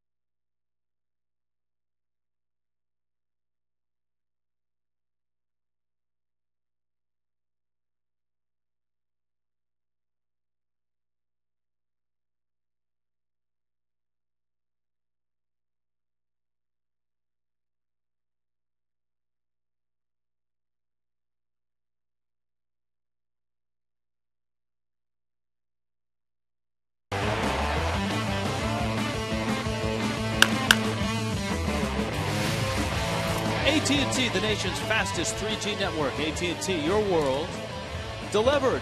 That was kind of the capsule of what we've seen. Sean West got knocked around. Andy Pettit has been very good. A lively crowd. And a good buzz going in the ballpark. Pettit goes to work now in the 5th. He was late getting to the mound for his warm-up tosses. Marlins and Yankees, of course, this is a 3-game series. Tomorrow night is a Super Saturday. Come on out to the ballpark, 7:10 start. Tito Nieves will be in concert. Of course, a fireworks spectacular. And the first 25,000 fans wearing Marlins gear get a Marlins cowbell, courtesy of Fox Sports Florida. Well, this start tonight so far for Andy Pettit is better than he's pitched. The last time out, he gave up 11 hits and 5 runs in his 6-2 loss to the Mets. And if you go back 4 of his last 6 starts, he's given up 4 or more runs. But right now, working here in the bottom of the 5th inning, he's allowed just the Cody Ross home run. Hermida takes outside. The reality for the Marlins, nice to have Pinto come in and get out of trouble in the 5th, but the pitcher spot is due up 3rd this inning. Here's the 1-1. So as much as you'd like to see Pinto stick around, Sanchez is up.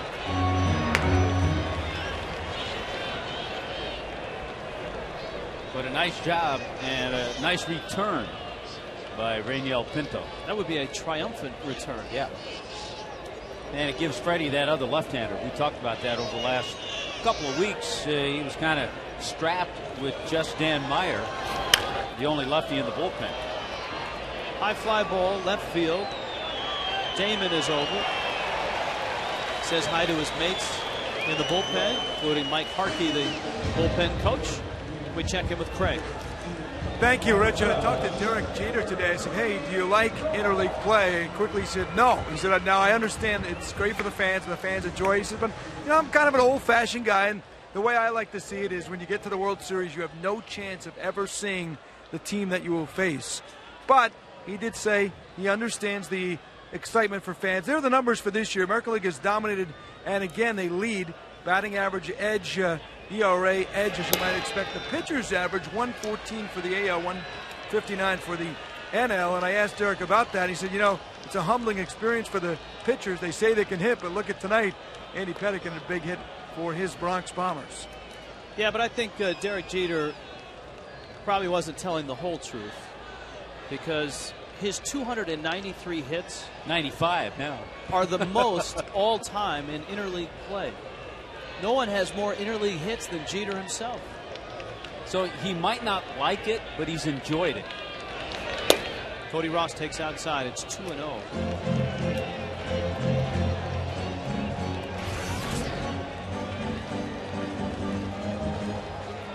So his career batting average in interleague play right around 340. Ross into right field. And a sliding catch by Swisher.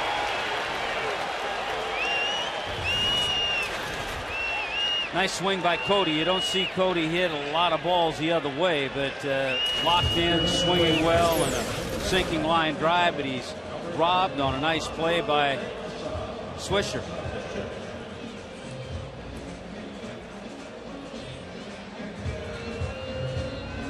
So with the pitcher spot up, Alejandro De Aza comes up. Posada and Pettit. That's been quite a combination. Pettit and Posada. An even better combination has been Andy Pettit and Mariano Rivera. In fact, that combination of Pettit and Rivera are first all time in most wins with a save. 59 times Rivera has saved a win for Andy Pettit, and that has gone past the Bob Welch Dennis Eckersley combination. They had 57. That wasn't a bad combo either. They had 57. It's interesting because Mariano Rivera is going to the Hall of Fame. And the first 4 combinations involve both guys who are going to be Hall of Famers. One that is Dennis Eckersley, and the other Rivera, who's headed there. Good chart breaking ball. De Aza makes a brief cameo appearance in the 5th.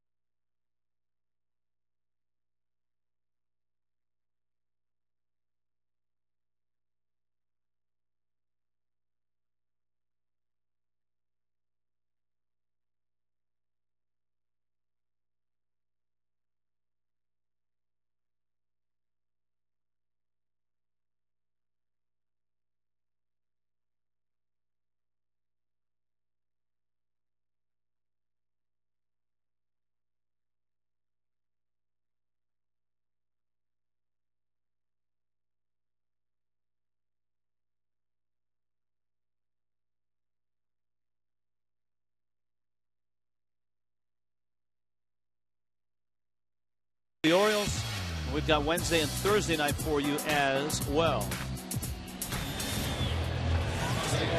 We'll be out there broadcasting on Tuesday night out on Bud Beach. Well, I hope we have a night weather-wise just like this. That'd be terrific. And we will have a full ballpark buffet to all those that attend. It's only $50 for the ticket. You get an all-you-can-eat buffet. You get to sit with us out in right field. There is Brian Sanchez.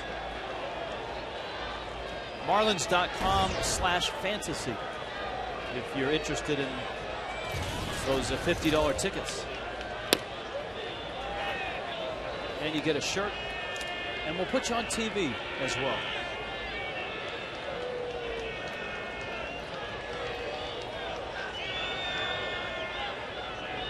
Derek Jeter, Johnny Damon, Mark Teixeira, top of the order in the 6th. Brian Sanchez runs a fastball inside. He had to cut his hair, but it doesn't mean he can't have a little bit of flair to it. Next Swisher. Get it flared up a little bit with the gel.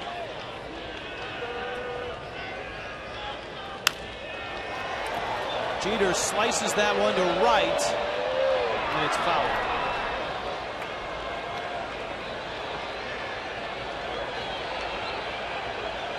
One and two on the Yankees shortstop. 2,616 hits now. Perfect night tonight, 2 for 2 and a walk.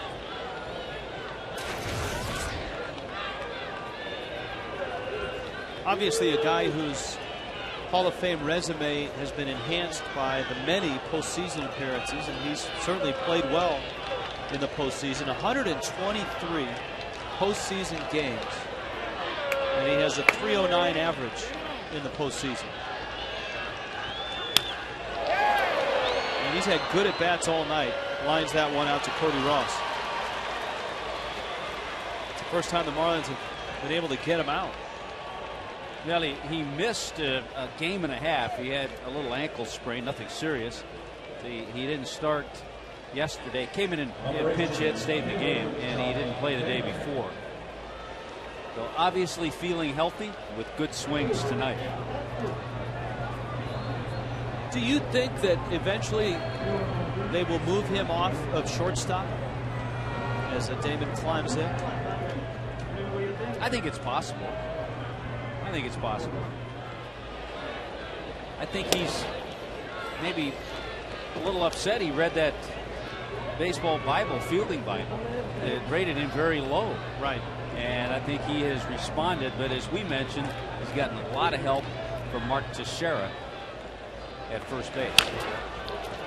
Ground ball out to Ugla on the first. Well, in the fielding Bible, the range factor is what has downgraded Jeter, but Jeter makes up for knowledge, much like Cal Ripken did in his day. Positioning.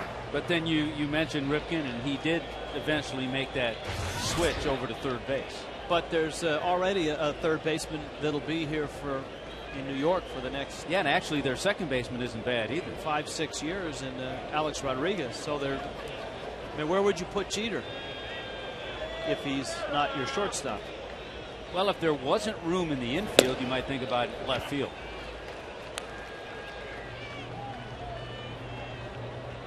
He's not thinking about that now, though. No, and I'm not either. I'm just talking about a year or two down the road.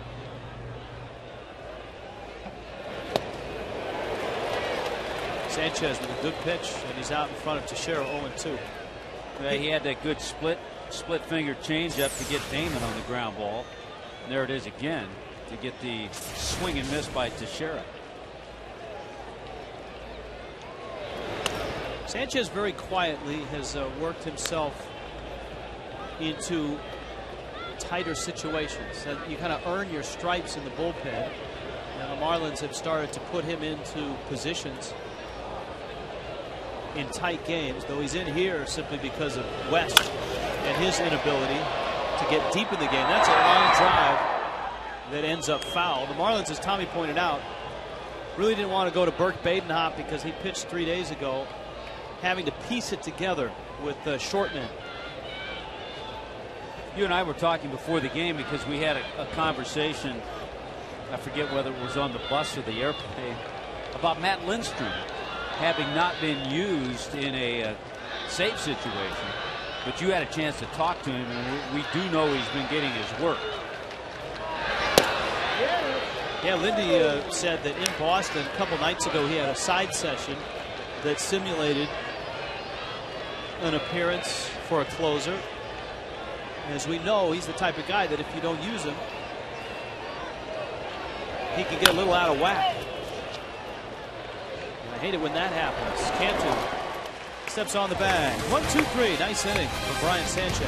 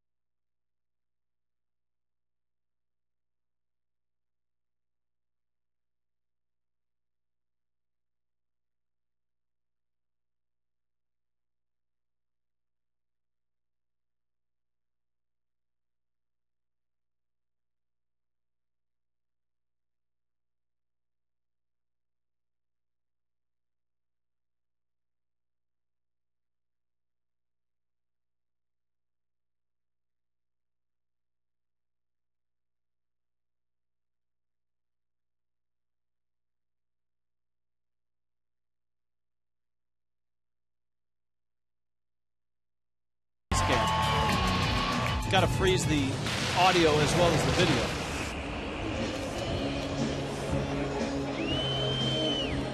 Well, Andy Pettitte has efficiently gone about his business, giving up just those 2 base hits, the double and the home run, Cody's home run.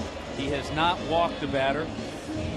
And really, since the home run, the only base runner, the throwing error by Derek Jeter, allowing Hanley Ramirez to reach.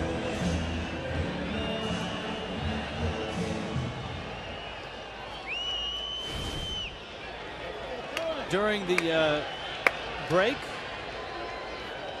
I think she accepted. That was in a suite. That was sweet. He had Nick Swisher's haircut too. It's the one thing at the ballpark. I think this would be a suggestion for guys. They always seem to accept at the ballpark. So if you're not sure, bring her to a game. Get it up on the big scoreboard. Never seen a no on the big scoreboard.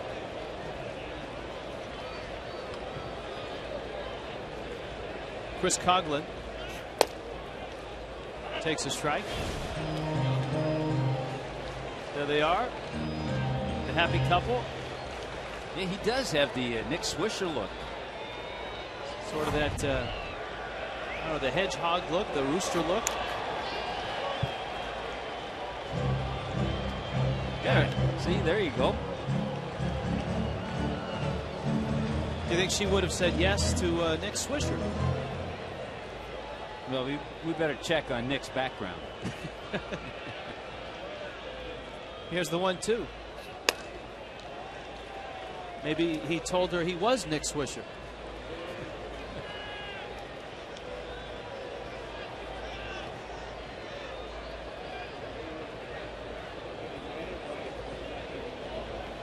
Here's the 2-2 to Coughlin. High chopper. Coughlin can run well. Cano gets him.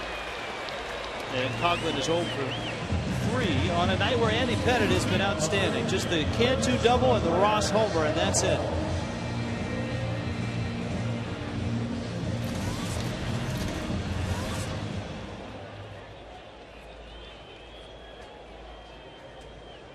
So at 85, Pettitte goes after Wes Helms.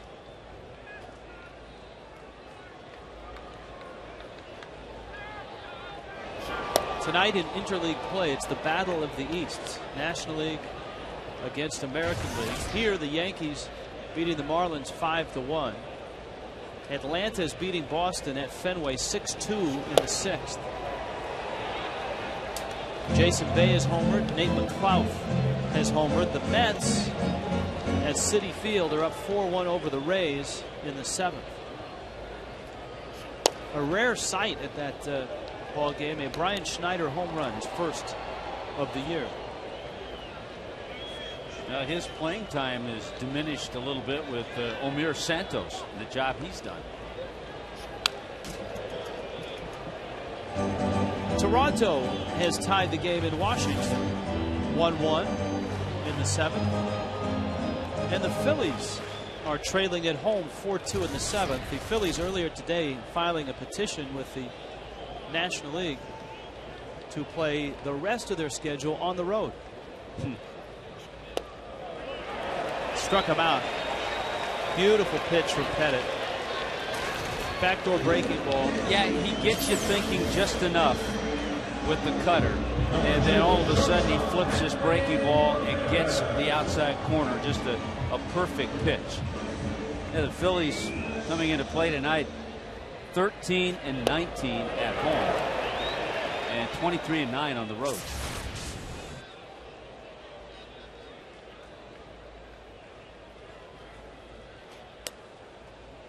And that's how they've stayed in first place, is by winning on the road.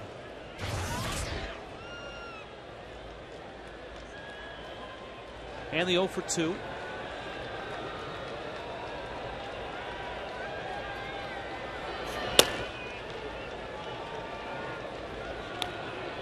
Of course, after Pettitte, the Yankee rotation goes up in velocity and in salary tomorrow night with A.J. Burnett and then CC Sabathia on Sunday. Hanley strokes that one in the gap. Left center field. That's well hit. It's off the scoreboard. Racing around first. Hanley's got himself a double. So the Marlins with 3 hits off Pettit, 2 doubles and a home run. And this double by Hanley Ramirez is going to be our checkers double of the game. You saw the pitch by Pettit up. He hasn't made too many mistakes. Got that one up and out over the plate. Hanley with a terrific swing. Hanley Ramirez on the year now, 21 doubles.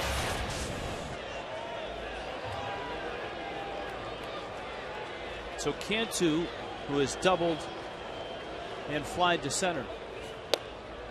Pettit's salary this year is not in the neighborhood of Sabathia or Burnett. AJ's making $16 million. Sabathia makes only 14, but that jumps to 23 next year. But Pettit's got a contract loaded with incentives and possible bonuses, which could bring it up to $12 million. It's a 1-year, $5.5 million contract. The Yankees protected themselves, though. There's $4.5 in incentives, and in a major league contract, incentives are at-bats or innings pitched. You can't do it on performance. Yeah, you can't do it on wins or ERA. Though that might be interesting. Here's the 1-1. Well, and obviously, if Pettit reaches some of the numbers, such as games started or innings pitched, that just means he's healthy and giving the Yankees and Joe Girardi quality starts. There's Alfredo Aceves getting loose in the Yankee bullpen. There's also a $2 million roster bonus if he's on the roster at certain points during the season. Well, the Yankees wanted to protect themselves. They didn't want to sign a guy that's 37, have it break down, and owe him a bunch of money. And, you know, obviously that's a good way to do things. Not every agent is going to buy into that. But that's a solid way to do things, especially for an aging pitcher who has had injuries.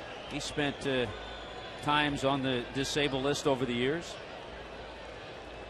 A 22nd round pick, Andy Pettit, back in 1990.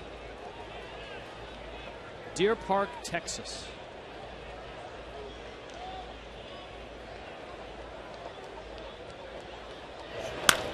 Cantu drives that one to center field. Cabrera goes back, looks up, and has it at the track. Boy, Cantu has hit the ball hard all 3 times and is 1 for 3. And it's still 5-1.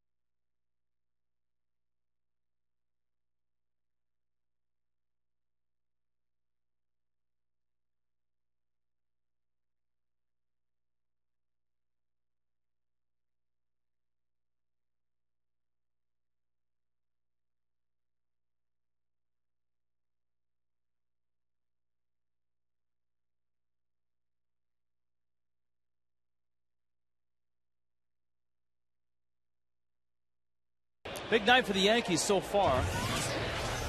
A 5-1 lead, 10 hits. All 10 of those came against the starter, Sean West. And West was around for just 4 innings. An inning of Reniel Pinto. Brian Sanchez trying to squeeze another inning out. He pitched a scoreless 6th.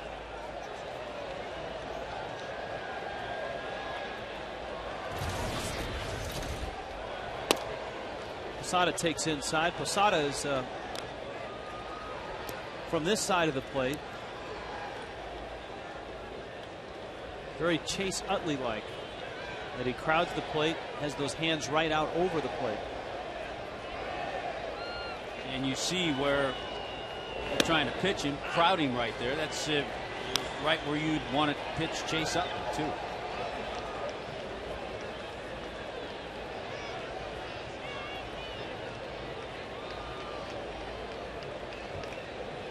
Five-time All-Star, Jorge Posada. And he pulls that into right field for his second hit of the ball game.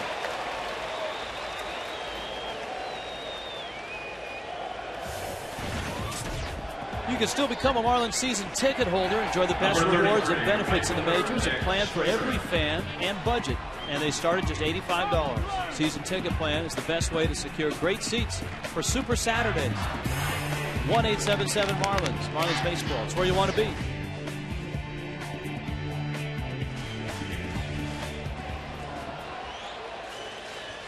Here is Swisher. He was sweet in the 5th with a double. Bounced into a double play and has struck out. Rolled up the middle. Ugla backhands, flips. Hanley's turn is in time. Nicely done. 4-6-3. Kind of an awkward turn by Hanley because he wasn't sure whether he wanted to pivot and spin around, but he had enough time where he could just turn and fire. And I think Dan Ugla was thinking about sometimes you'll see the second baseman flip it out of his glove, but he reached in, the underhand flip, and then a nice turn by Hanley to get the throw in time. Good 4-6-3 double play.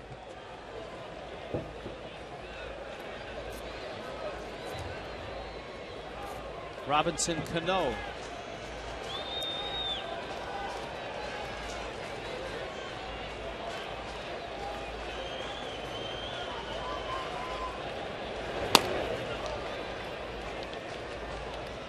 Sanchez misses up. Cano single back in the 2nd. Second inning, the big inning for the Yankees. They scored 3 times against Sean West. Jumped out to a 4-0 lead. Made it 5-0 on Melky Cabrera's home run in the 3rd.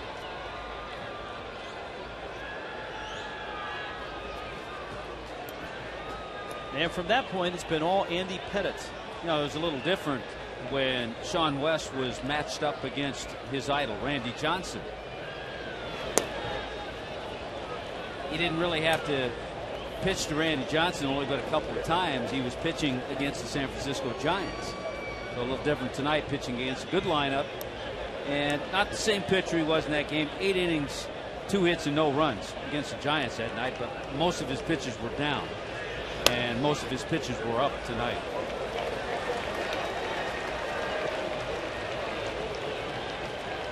Sanchez loses Cano and now gets Cabrera.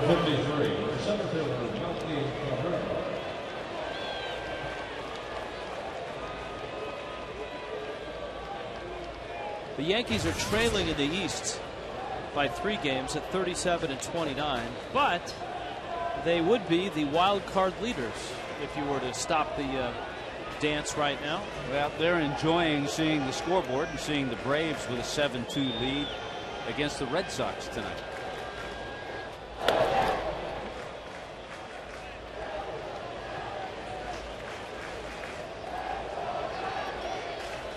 The team that is creeping up on the Yankees in the wild card race are the Los Angeles Angels. They've won 6 in a row and they're 35-29. Yeah, just a game and a half behind the Rangers now.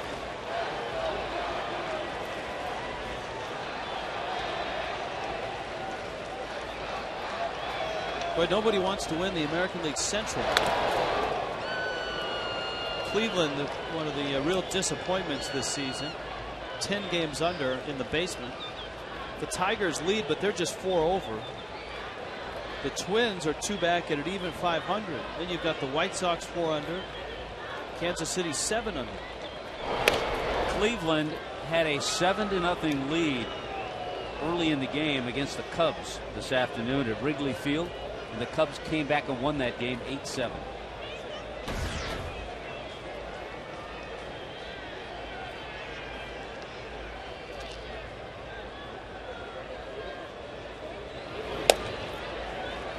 Sanchez gets a strike. It's now 1-1.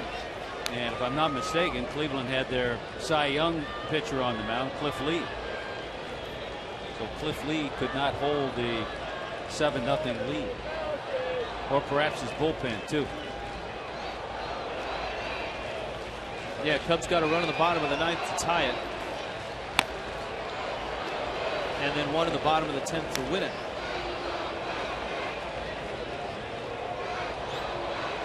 D-Lee, not Cliff Lee, was the big name at the end of that ball game. He had a pair of home runs. Boy, he's on a tear. D-Lee had 4 RBIs, a home run yesterday. I think a 16-game hitting streak now.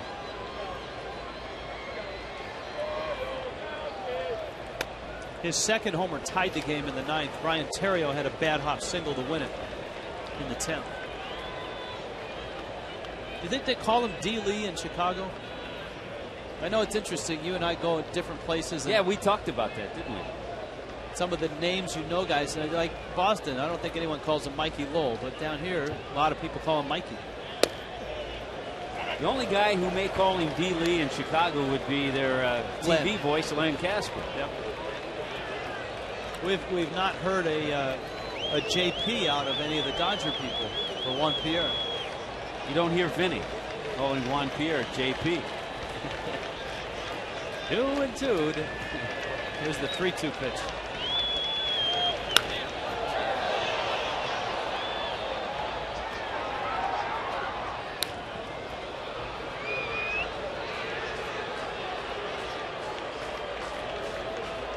The attendance tonight, 35,027.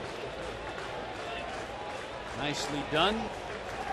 Makes for a little excitement, a little more fun for everybody at the ballpark.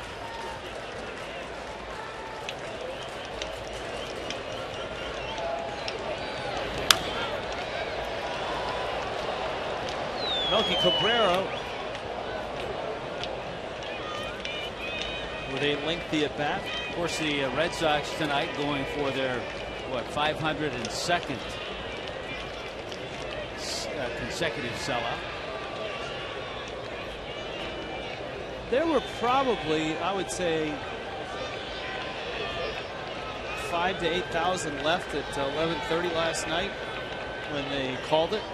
It stuck around. Well, the funny thing, and we talked about it briefly, we saw Steve Foster, Marlins bullpen coach, head out toward the bullpen, and when he did, it wasn't raining at that moment. So a lot of the crowd that had stuck around thought that meant he was going out there to warm up the pitcher or something like that. Basically, he was going out there to pick up the rest of the equipment and bring it back in.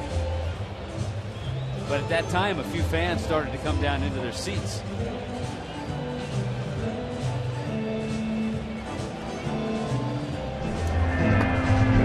Dan Meyer gets loose. Marlins got a win, and they didn't have to use the bullpen last night, which gave that pen a night off. Boy, it was nice to see Ricky Nolasco throw the way he was throwing.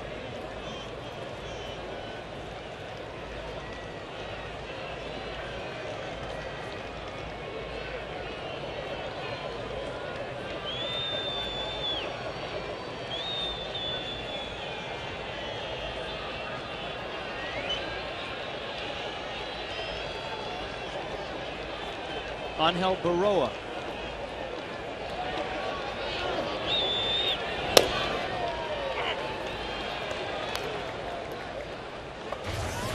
Berra getting the start at third base. Alex Rodriguez tonight and tomorrow night, apparently he'll get off.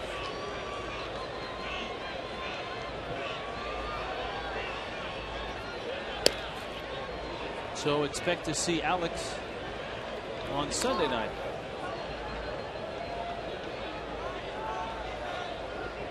So he'll be in the lineup in that CC Sabathia Chris Volstad game Sunday.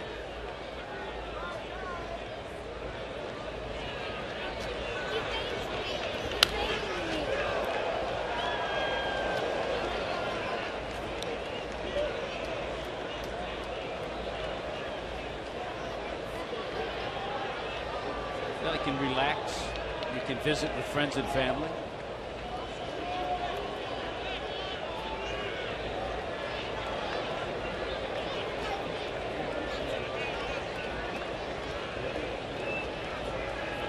One and two. Got him. Berra strikes out. Sanchez has worked 2 scoreless innings, but the Marlins need some runs.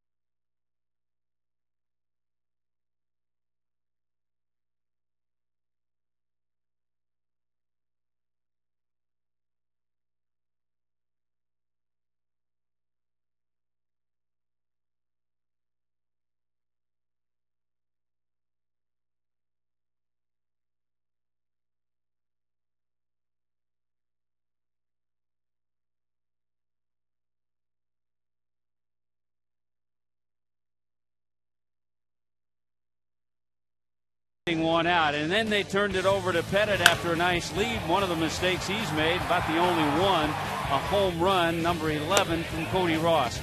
Changeups tonight. He has had that cutter, but he's turned the ball over, got a few changeups, picked up some strikeouts, and most importantly for Andy Pettit, he has not walked a batter in his 6 innings. Pettit gets his third look at Dan Uggla, Ronnie Polino, and Jeremy Hermida in the 7th. Slow breaking ball. Uggla called out on strikes and is popped out.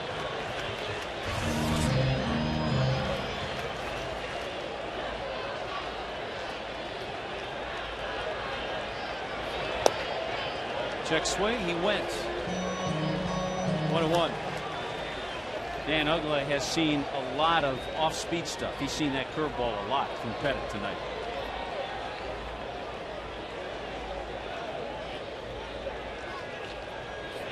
If you're going to get to the Yankees, you want to get to them before the 9th, obviously. With Mariano Rivera, the Yankees are 29-1 when leading after 8 innings.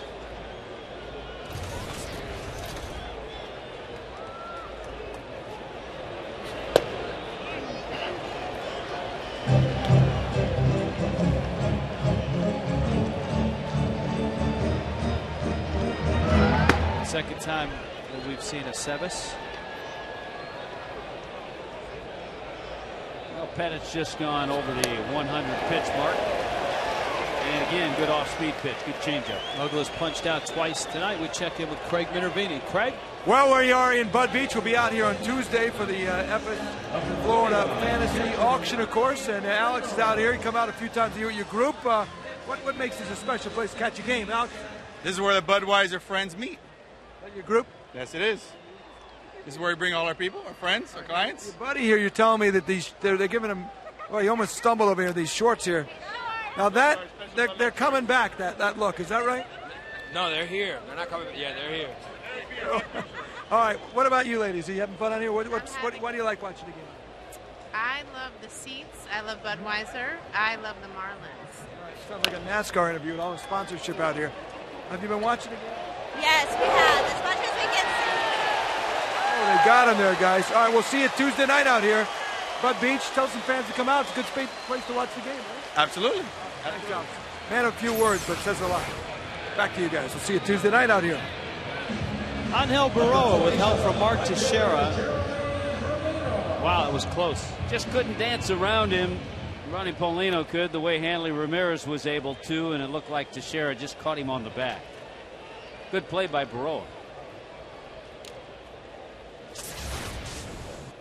So Pettit needs an out to get through the 7th. And in all likelihood, deliver it to the Yankee bullpen. Pettit is due to lead off in the 8th. And he's at 105 pitches.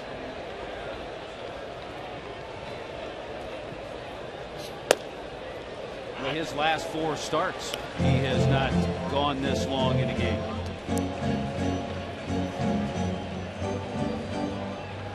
Brian Bruni starts to loosen up now.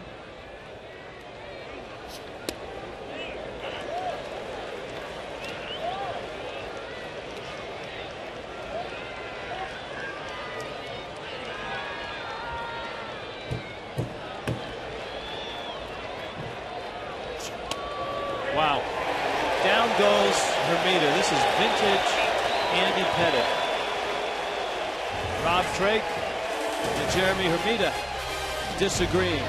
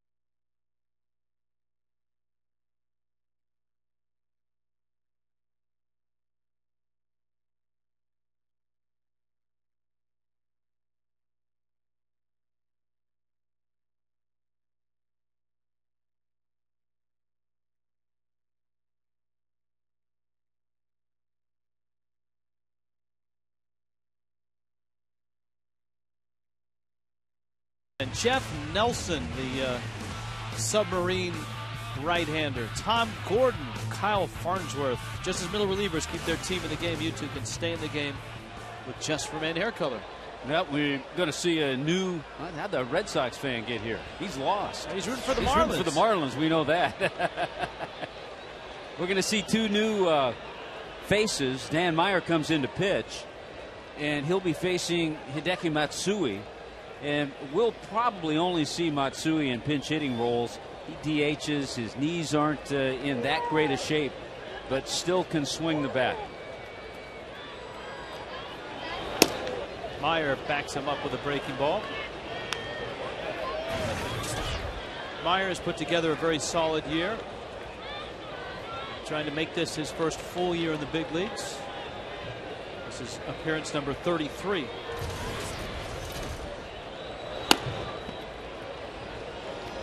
He and Kiko Calero and Leo Nunez have been mainstays, setting up for Matt Lindstrom. And was able to, in Toronto, first game of that series, pick up his first major league win. Matsui is 35 now, and as you pointed out, the knee is a little bit creaky. His 7th year with the Yankees. A 3-time MVP in Japan. This is the last year of his contract. Most around the Yankees feel this will be his last year as a Yankee. Takes a pitch up. So a leadoff walk here in the 8th. Number 2, shortstop, Berra, Jeter. Here comes Jeter.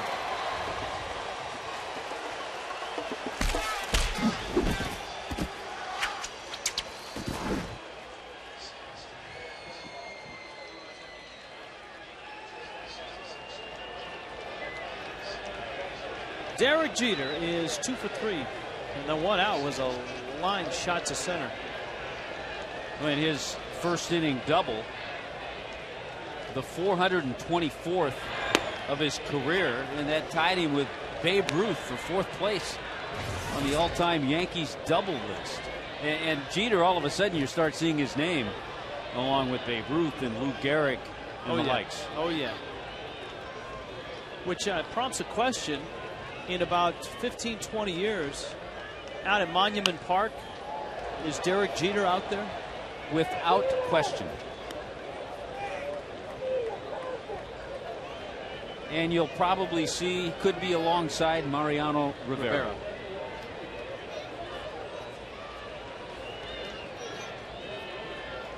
Well, Rivera, the Panamanian, one of the great closers in the game's history. Maybe the best postseason closer in the game's history by sheer numbers and by performance. Well, over the last 15 years, the American League has had Mariano Rivera and the National League has had Trevor Hoffman. Obviously, Rivera's been to the postseason a lot more than Hoffman has. 76 postseason appearances. 34 postseason saves. Ground ball, should be 2. Hanley's got 1 on to first in time.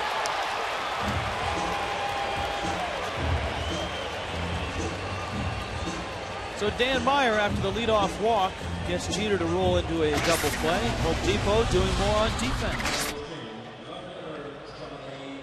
Boy, this one a little more conventional than the double play the Marlins turned in the 7th, which was also 4-6-3.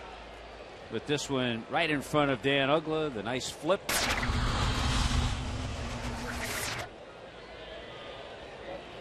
So out of the Yankee group of the World Series run, the 4 World Championships, the 2 World Series where the Yankees were beaten by Arizona and by the Marlins, Jeter gets a monument. Rivera gets a monument. I mean, could you have an argument for Posada and Bernie Williams? Yes. But I think if you're looking at 2 who are a notch above those 2, right, who deserve monuments, it would be Jeter and Rivera. All right. You can't give monuments to everybody. It's true. They'd run out of room. Have to build a 3rd Yankee Stadium. We know how expensive the second one was.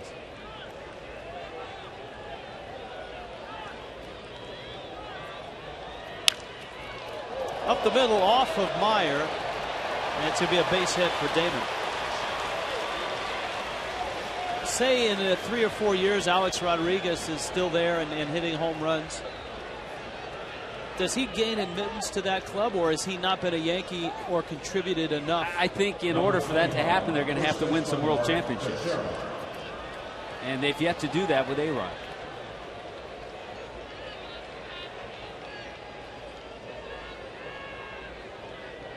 Does Joe Torre find his way to Monument Park? That's a good call. Andy Pettit might be in that Posada, Bernie Williams group.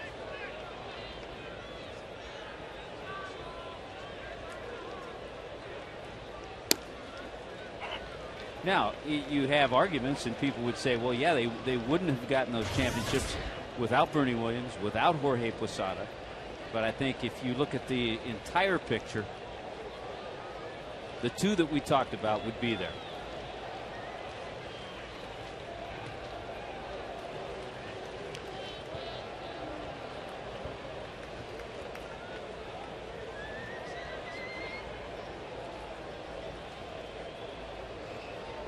Mark Teixeira.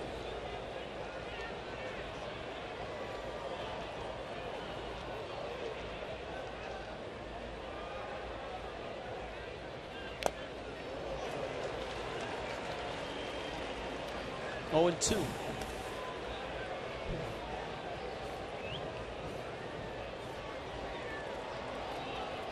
Well, it's always fun, and it's such a great franchise with all the history. And I know anyone who's ever gone to the old Yankee Stadium and now the new Yankee Stadium, that certainly is a must to visit the monuments.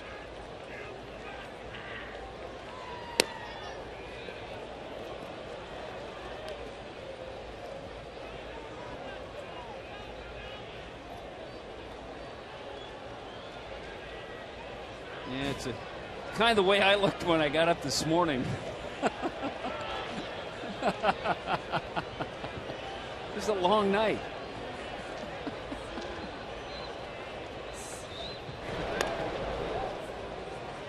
Monument Park.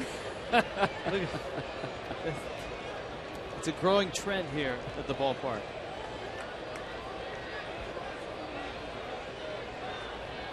Do you know that Pope John Paul has a monument?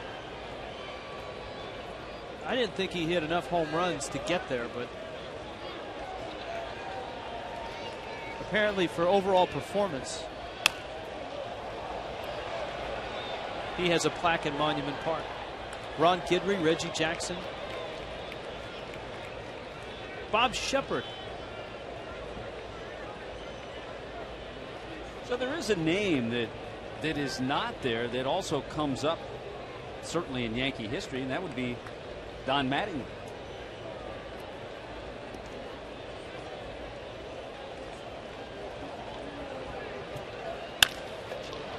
Hanley deep in the hole, and it climbs up his arm. Teixeira's going to get a base hit. Now that's still a play that gives Hanley trouble when he goes to his backhand. Not an easy play. Ball was hit well by Teixeira. There he is. You know what? I need to correct that. Mattingly does have a plaque. Okay, I thought he did. He was on the back page as I was reading the plaques. Okay, I thought he did. Mel Allen is there. Bob Shepard is there. Of course, Pope Benedict is out there as well. Of course, many Yankee fans able to fly down to South Florida, get a hotel room, get a ticket for this game, and find that it was cheaper than sitting behind home plate at New Yankee Stadium. And you have enough left over for a nice brunch on Sunday. That's right.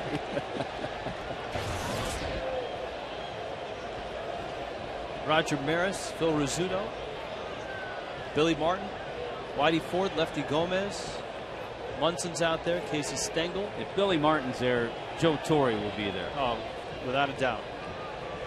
Even though the parting of ways may not have been the way Joe wanted or the organization wanted.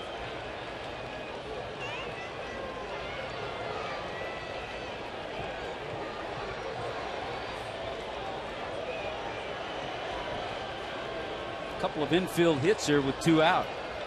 Damon and Teixeira aboard. Ball skips away from Paulino, and it rolls towards the Marlins dugout. Wild pitch.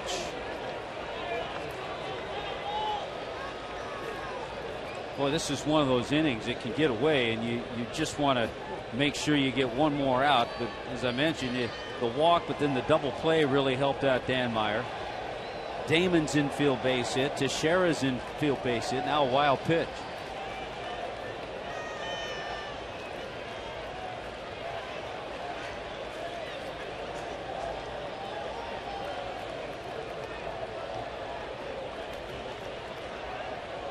So it's 2-1 to Posada.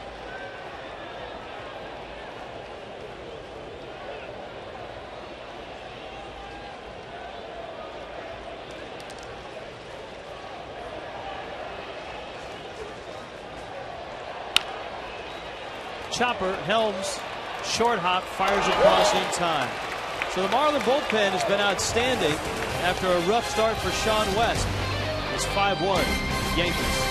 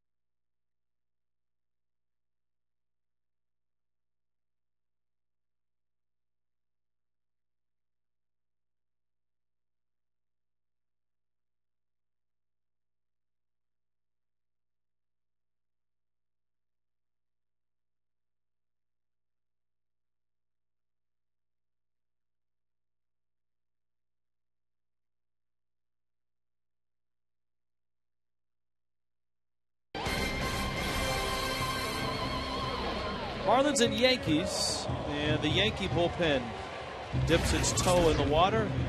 Brian Bruni comes on.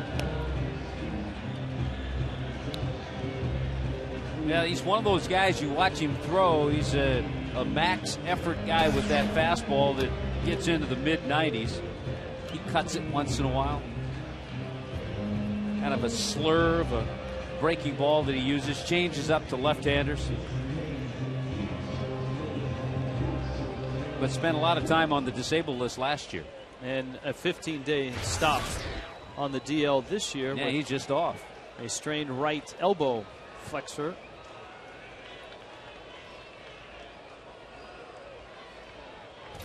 Here is Cody Ross. Pitcher spot due up next. Ross Glode has a bat. There's your max effort fastball. And it's 1-0. It's interesting how they list his injuries. He's had 2 DL stints this year. One was with that strained right elbow flexor muscle. The other was with a sore arm. Here's the pitch. Cody, it's a high fly ball that Johnny Damon calls for. I could always understand the sore arm better. And if you look back at last year, he was placed on the disabled list in April. Spent a lot of time. He spent about 3 months on the disabled list with a Lisfanc injury. Lisfanc. Now, to me, I would just prefer sore arm because I'm not actually sure what that is. So please Google Lisfanc. He was a I think it means, German Berra. It means sore arm. Back in the 1800s. And he was the first to diagnose Lisfranc syndrome. No, it's a foot injury, it looks like. Lisfranc or Lisfanc. Yeah, it has something to do with the foot.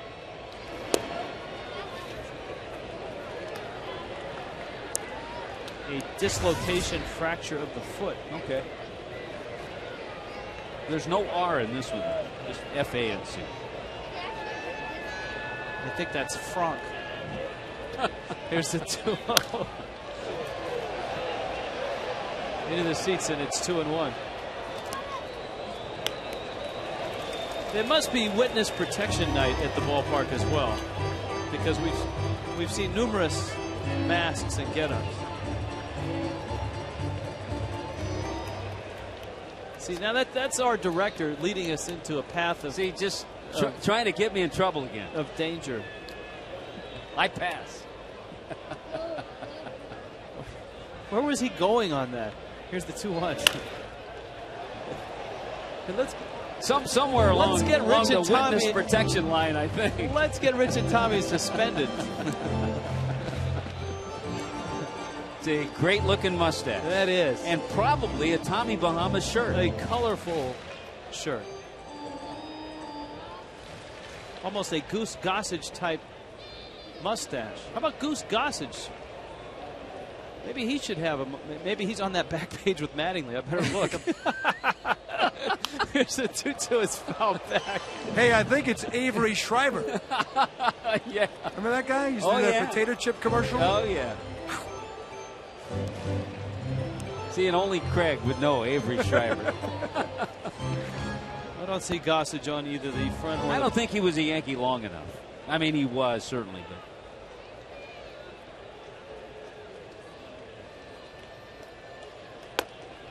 Ross Glow takes up. Bruni exited the mound as if he had the strikeout. 3-2. He was just being careful of his Lisfranc.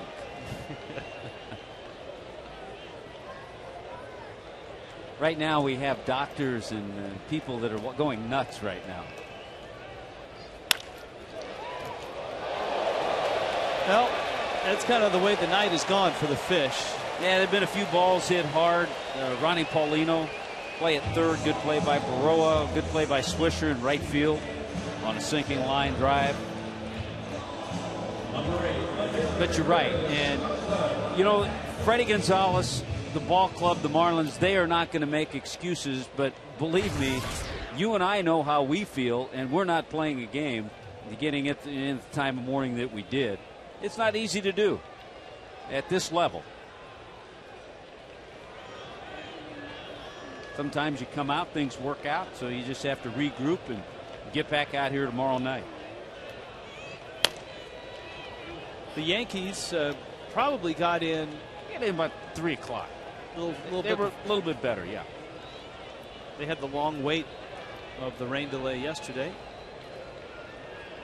And we might add that Sean West did fly ahead of the club. He was not on that plane last night. I'm not sure about Andy Pettit because they actually had a 1 o'clock game, so he may have thought, well, I'll just stay with the club.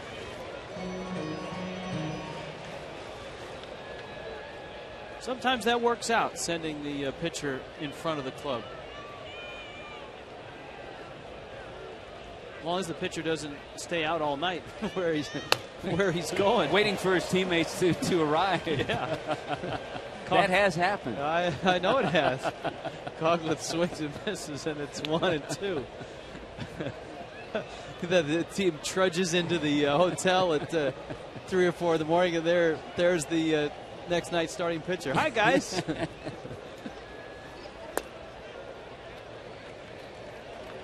Bruni misses inside, and it's 2-2. Yeah, right now, Chris Coughlin, it's a small streak, but trying to keep his streak alive. He's 0 for 3, but trying to extend it to 7 games. Check, swing, nope, went around. So says Mark Wegner. Coughlin throws the bat and the helmet. He's not real happy. He's glaring out there at him right now.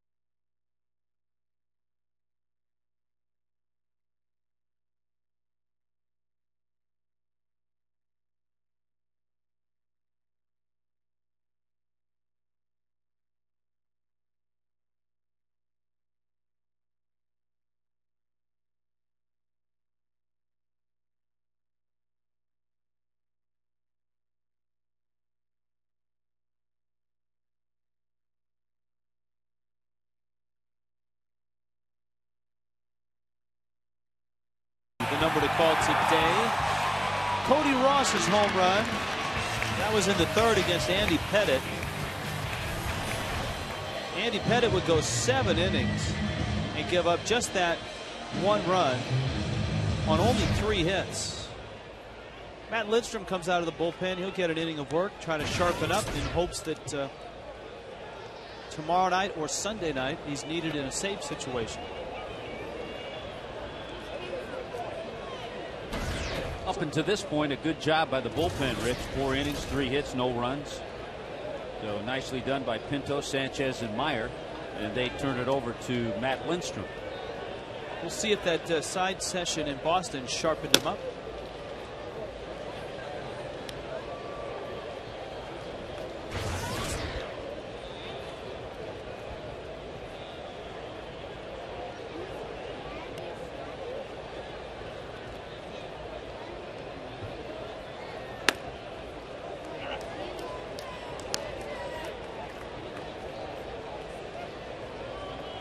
Brett Tomko, Major League veteran.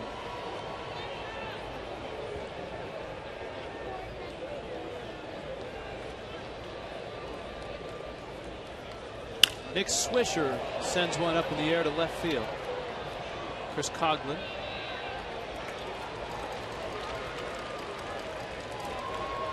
That brings Cano up with Cabrera to follow. In the 9th inning, the New York Yankees are on top of the Marlins 5-4 on a night where Andy Pettit came out and pitched very well. Is in line for his 7th win. He could go to 7-3.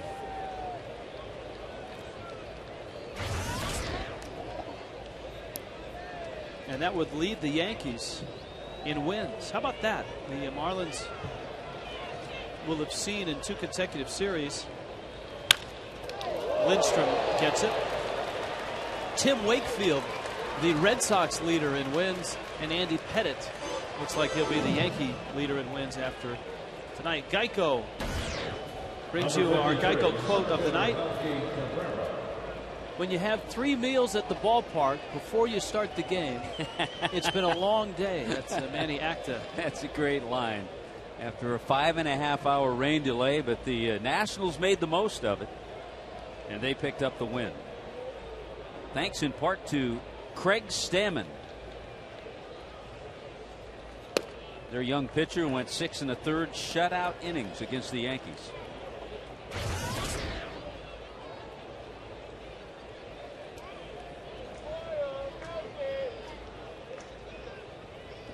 I guess if you're going to get stuck somewhere for that long, you might as well get stuck at a brand new ballpark.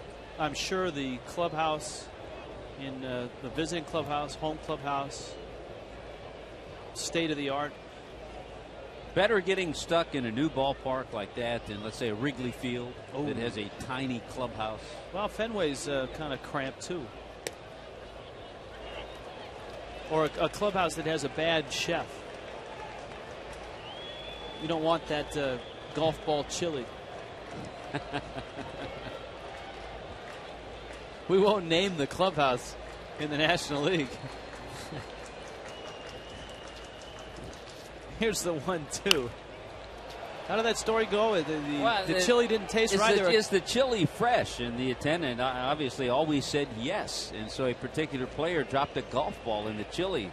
And like the third day of the trip, asked again, hey, is this chili fresh? Of course it is. And reached down, and there was the golf ball. Oh. Oh. I think it was a Titleist.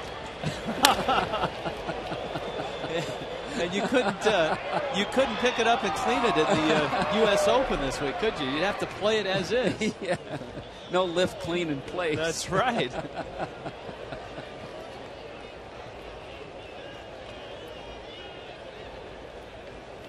Well, this is good. The silliness hasn't set in until the 9th inning. Yeah, well, it very easily could have started in the first, as punchy as many of us feel. Lindstrom misses outside, and it counts 2-2 with 2 outs, 9th inning.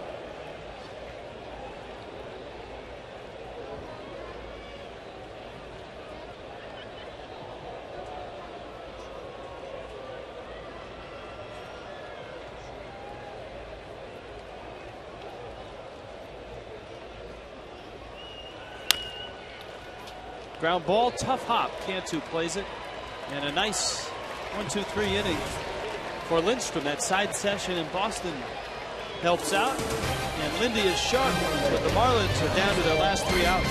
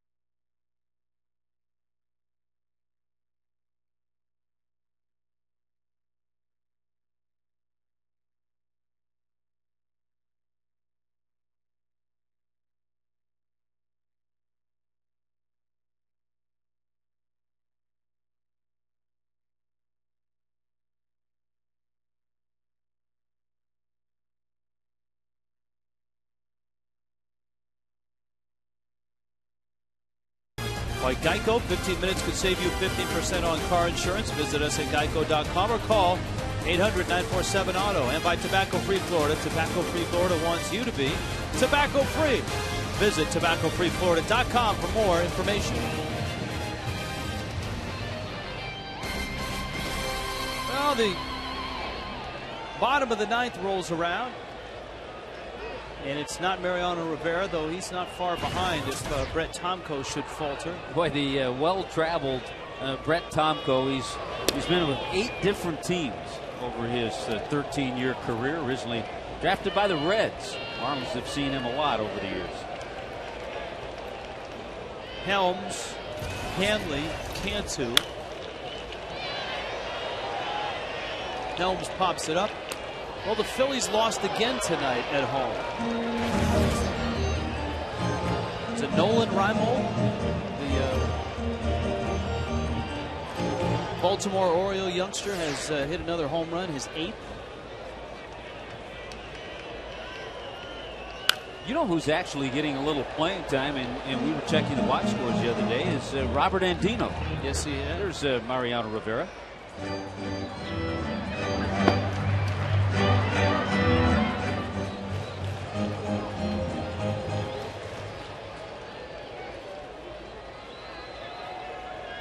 One and 2 to Helms. Yeah, Nolan Reimold, the Bowling Green product. Out in the center field. Teammate of Bert Badenhouse. Now has 8 home runs. Marlin fans, a very special ticket offer to announce. Log on to marlins.com/sun and get infield box seats for just $10. Act now, save up to 77% on infield box seats when the Marlins host the Orioles next week. It's a special limited time offer. Log on to marlins.com/sun now. $10 infield box seats. So you can have a up close view of Nick Markakis and Nolan Reimold. Adam Jones, Reimold, Matt Wieters. Aubrey Huff, if he's still there, hasn't been traded. Our good friend Ty Wigginton.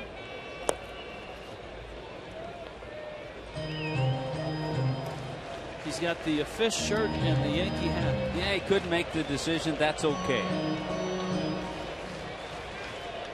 Glad to have you here.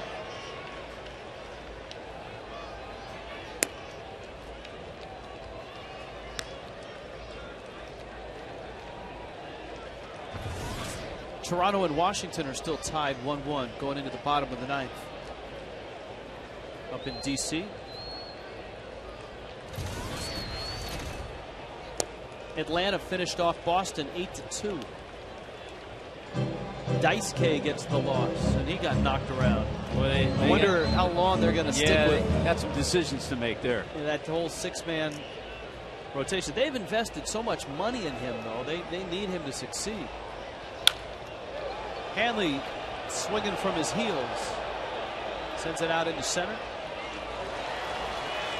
Well, I tell you what, if you look ahead to tomorrow night, fans are in for a big treat. It'd be a great opportunity to come out here, and if you can't make it out here, at least check us out. But A.J. Burnett, you know deep down he'd like to come back here and throw a good game, and he goes up against Josh Johnson. There is going to be some heat. There's going to be some 97, 98-mile-an-hour fastballs tomorrow night. High definition for the AJ-JJ matchup. Cantu 1 for 3, but he's lined to center twice and doubles.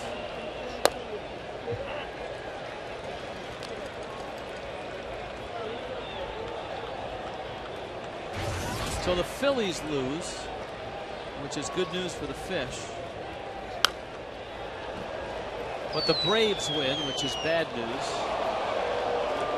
That could knock the Marlins into 4th place. You know, the other little bit of concern, since the Marlins left Toronto, they had that 11-3 win on Sunday. The Fish have scored just 6 runs in their last 4 games. Cantu back to the mound. Tomko finishes the 9th, and the Yankees win. They beat the Marlins 5-1 on a night